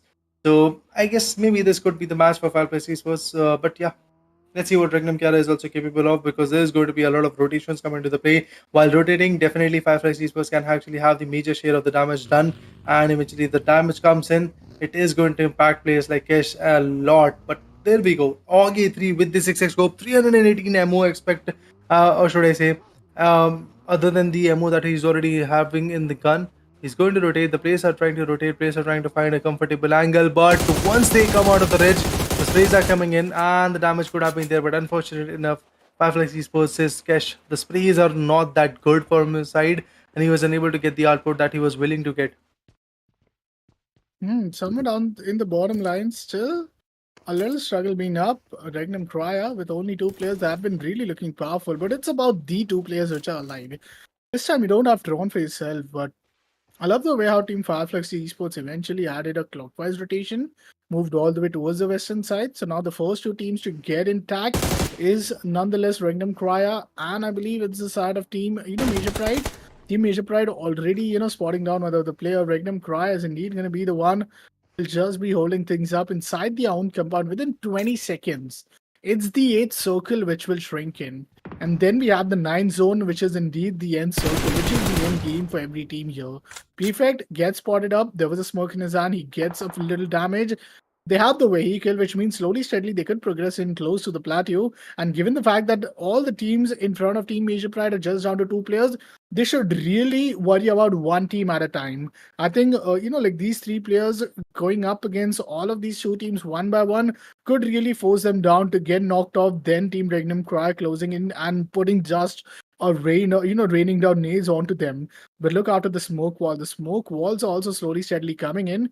They're not really willing to just circle or rotate all the way from the eastern sides. They do sit down in the vehicle, but only to be taken down towards the side of Ketch, who gets a knock from his AUG. Oh man, this is going to be a tough one, because in 30 seconds, the zone is going to be closing in. They're not yet inside the circle, and with that, Team Major Pride on the verge of losing the numbers advantage. But now Team FLUX knows that it's only a matter of 2 teams. So they, being down to only 2 players, they're backstabbing the team which is down there near the compounds. Team REGNUM CARYA playing it safe, coming back towards the safe circle, and this could now give them an opportunity to come all the way towards the back lines. But let's see if Team REGNUM CARYA, will they be dealing up with the side of Team Major Pride first or no? The next circle is going to go in, but where is this circle shrinking in is a big question. It's the 9th circle, so it's going to be a plenty much amount of time. No teams are going to be having to worry about, but it's about the circle shrinking down in the closest center possible. So any team being at the center is eventually the one who has the benefit of doubt. Cage is now all the way towards the mid position. He is the closest and he is the most farthest from the play circle. And as you can see, within 1 minute 45 seconds, the circle is shrinking in. This could really go in any team's hand, but the nade is going to do the job as it finds Wild. And now Team FLUX is going to put themselves some pressure as REGNUM CARYA is down to only 1 player. Wild is going to be confirmed from the side of Soulless. So that's the 4th kill for Team FLUX. Yup, another kill is coming in. If we talk about Major Pride, we have Effect trying to prone down, trying to figure out where the player might be. Some more mollies and utils could be utilized at this point. Let's see if the molly connection will be coming in. Now the smokes are being replaced so that we can actually put forward and we have the advantage here at the end. But yeah, another spray going in. So let's get picked off. Effect gets a final pick. And eventually he was able to get the advantage of taking out the player. Now it could be a 1v1v3 type of scenario coming in. The Kesh is definitely trying his level best to go ahead and get the revival done, but Furnace unfortunately gets traded off at the same time period. Smokes are coming in, but Major Pride are becoming unstoppable. It's a 1v2 for now. Kesh has to do it. Ah man, REGNUM CARYA also gets taken off, and with that, it's done. It's done and dusted. Major Pride will be getting the chicken, and unfortunately, my second prediction is also going to get pretty much corrected. So I stand proud for Major Pride performance. They started off today with the chicken dinner and they are going to end the day also with the chicken dinner, both in the map of Miramar. So maybe FLUX Esports will have a true competition for now. Oh yeah, they do. And with this, it's going to be yet another victory for Team Major Pride. But this time it's like 22 total points. Oh wow, this is just an amazing stuff from their side. 1,873 total damage being dealt off. And I mean, you know, just the day has been concluded. Like what, they had 22 points now, which means that in a total they'll be adding up to somewhat of, 113 after this game into the overall ranking, which is just indeed an interesting one. It was like 113 total points by the end of day 2, which means that there is one more entire day left. And on an average, what we were talking about, teams coming out to show some average out of 10 maps. In 10 maps, having 113 points is like 11.3 points per map, which is beautiful. And if we talk about Nomi, is indeed going to be the one with the highest damage being dealt and taken. Perfect coming out to be the highest knockout, and Dino this time is the one with highest elimination, and it's not just highest, it's a record-breaking one, a 6 total elimination. So this team was really looking to do fruitful, especially up with their rotations at the same time. Taking a look after the teams, the number of util being used is really tremendous. 31 total smoke, and that bought themselves in the end circle. 3 smoke, 9 grenades from the side of Team SVGs. I think one of the team were using the most number of nades was indeed Team Major Pride alongside OZAROX. One of the team with the most number of smoke grenades being deployed was from the side of Team Major Pride, and Molly, once again it's Major Pride. So it's them and their whole squad giving us a full game till the entire zone goes in towards the end, dead zone circle. But with that, it's going to be Wild who will be the MVP of the entire game from Team REGNUM CARYA with total 2 elimination, but 909 total damage, which within its own self is a big number. Oh yeah, the number is looking good, the performance is looking absolutely amazing as well. At the same time, I guess I'm quite impressed to see the way performance is coming in from REGNUM CARYA's perspective as well. But at the end, the thing is, they were unable to get the chicken dinner because of all thanks to FLUX Esports getting the first pick, and eventually the last player standing was also getting traded off at the same point. If I'm not wrong, REGNUM CARYA went out at the third position, sorry, pardon for that. But it's 22 points indeed from Major Pride perspective. SBG with 11 points, FLUX Esports with 10, OZAROX Esports with 8, and same goes for REGNUM CARYA. Team MELISE with 1, Europe with 1, and I think with that, I think the match ranking looks pretty good. I mean, the double of for Team SBG eventually happened to come. They had like total 9 elimination. It wasn't like one of those maps where you have like teams with a lot of number of elimination. There were instances where teams who came into the top 3 didn't have as many number of elimination as the other did. But somewhere down the line, now let's take a look after the entire match summary too. Because slowly, steadily now, the one with harsh elimination indeed stays in Dino. 6 total eliminations for him. Wild is going to be the one with harsh damage. Then you have Nomi with the harsh assist. It's going to be Nomi once again with the most healing. And the harsh now coming in from the side of Cage. But I mean, looking after the number, Kitsune had also like really being pretty more impactful. But now would love to take a look after how the overall kind of looks like. Because this is where, you know, the MVP Nomi is indeed with 26 total elimination out of the day 1 and day 2. Both of the days been completed and 26 elimination in 2 days. It's like tremendous job. An average of 2.5 kills or 2.5 elimination per match is what this guy's dealing with. And just take a look after the damage. 5,724 damage being done, which is once again tremendous. Almost 60 throwable being used up and 17 assists, which once again is just, you know, top things up simultaneously. But let's take a look after how the MVP ranking is going to be. It's going to be once again Nomi, who will be coming all the way up towards the top positions. Yeah, I mean, Nomi is for sure going to make its way once again to the top of this particular equation. But look at the other guy, REGNUM Chaos Oxio. What an amazing performance from his corner as well. Like just with 9 eliminations, but the damage is absolutely mesmerizing, and also the average survival time is looking quite good for him. On the hindsight, we do have another player from REGNUM CARYA, and that is going to be Wild 77k with again 16 eliminations and 27 is going to be the damage. So it's looking quite good for them as well.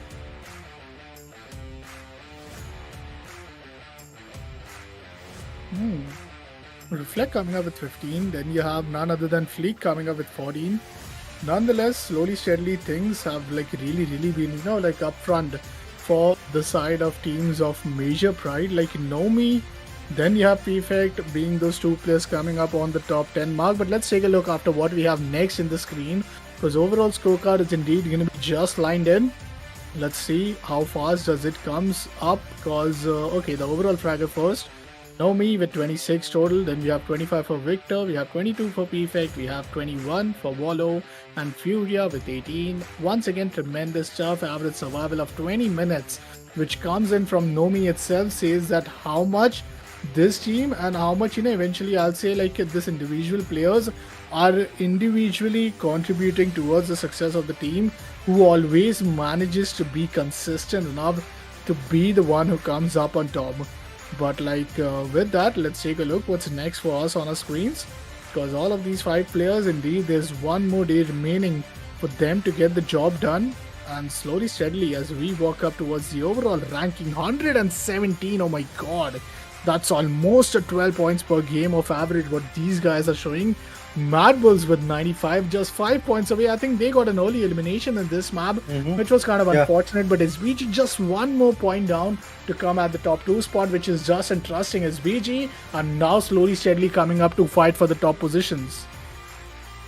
There's a buffer of 22 points between Major Squad and MADBULLS. That's absolutely impressive as well. But indeed, the thing is that SBG is just 1 step closer, or 1 step away, should I say, from MADBULLS, and eventually rejoining them is not going to be that hard for them right now. But let's talk about the second page. We do have some green arrows coming in, but this is a major red arrow type of area which we are talking about. Like, despite of the fact that FUT Esports completely bailed out from the whole day of this competition, but still FLUX Esports and also BESIKTAS along with Gaming Gladiators are unable to dethrone them.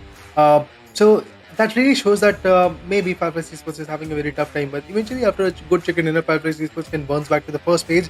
OZAROX with that kind of performance is obviously going to bounce back at the 9th place, which is again quite amazing. This was the overall ranking. These 16 teams that we have talked about them. Post 10 match. So I guess tomorrow we are going to see the last 5 matches, which is usually what I call as the judgment day, which is going to be there. Remember guys, this is Europe.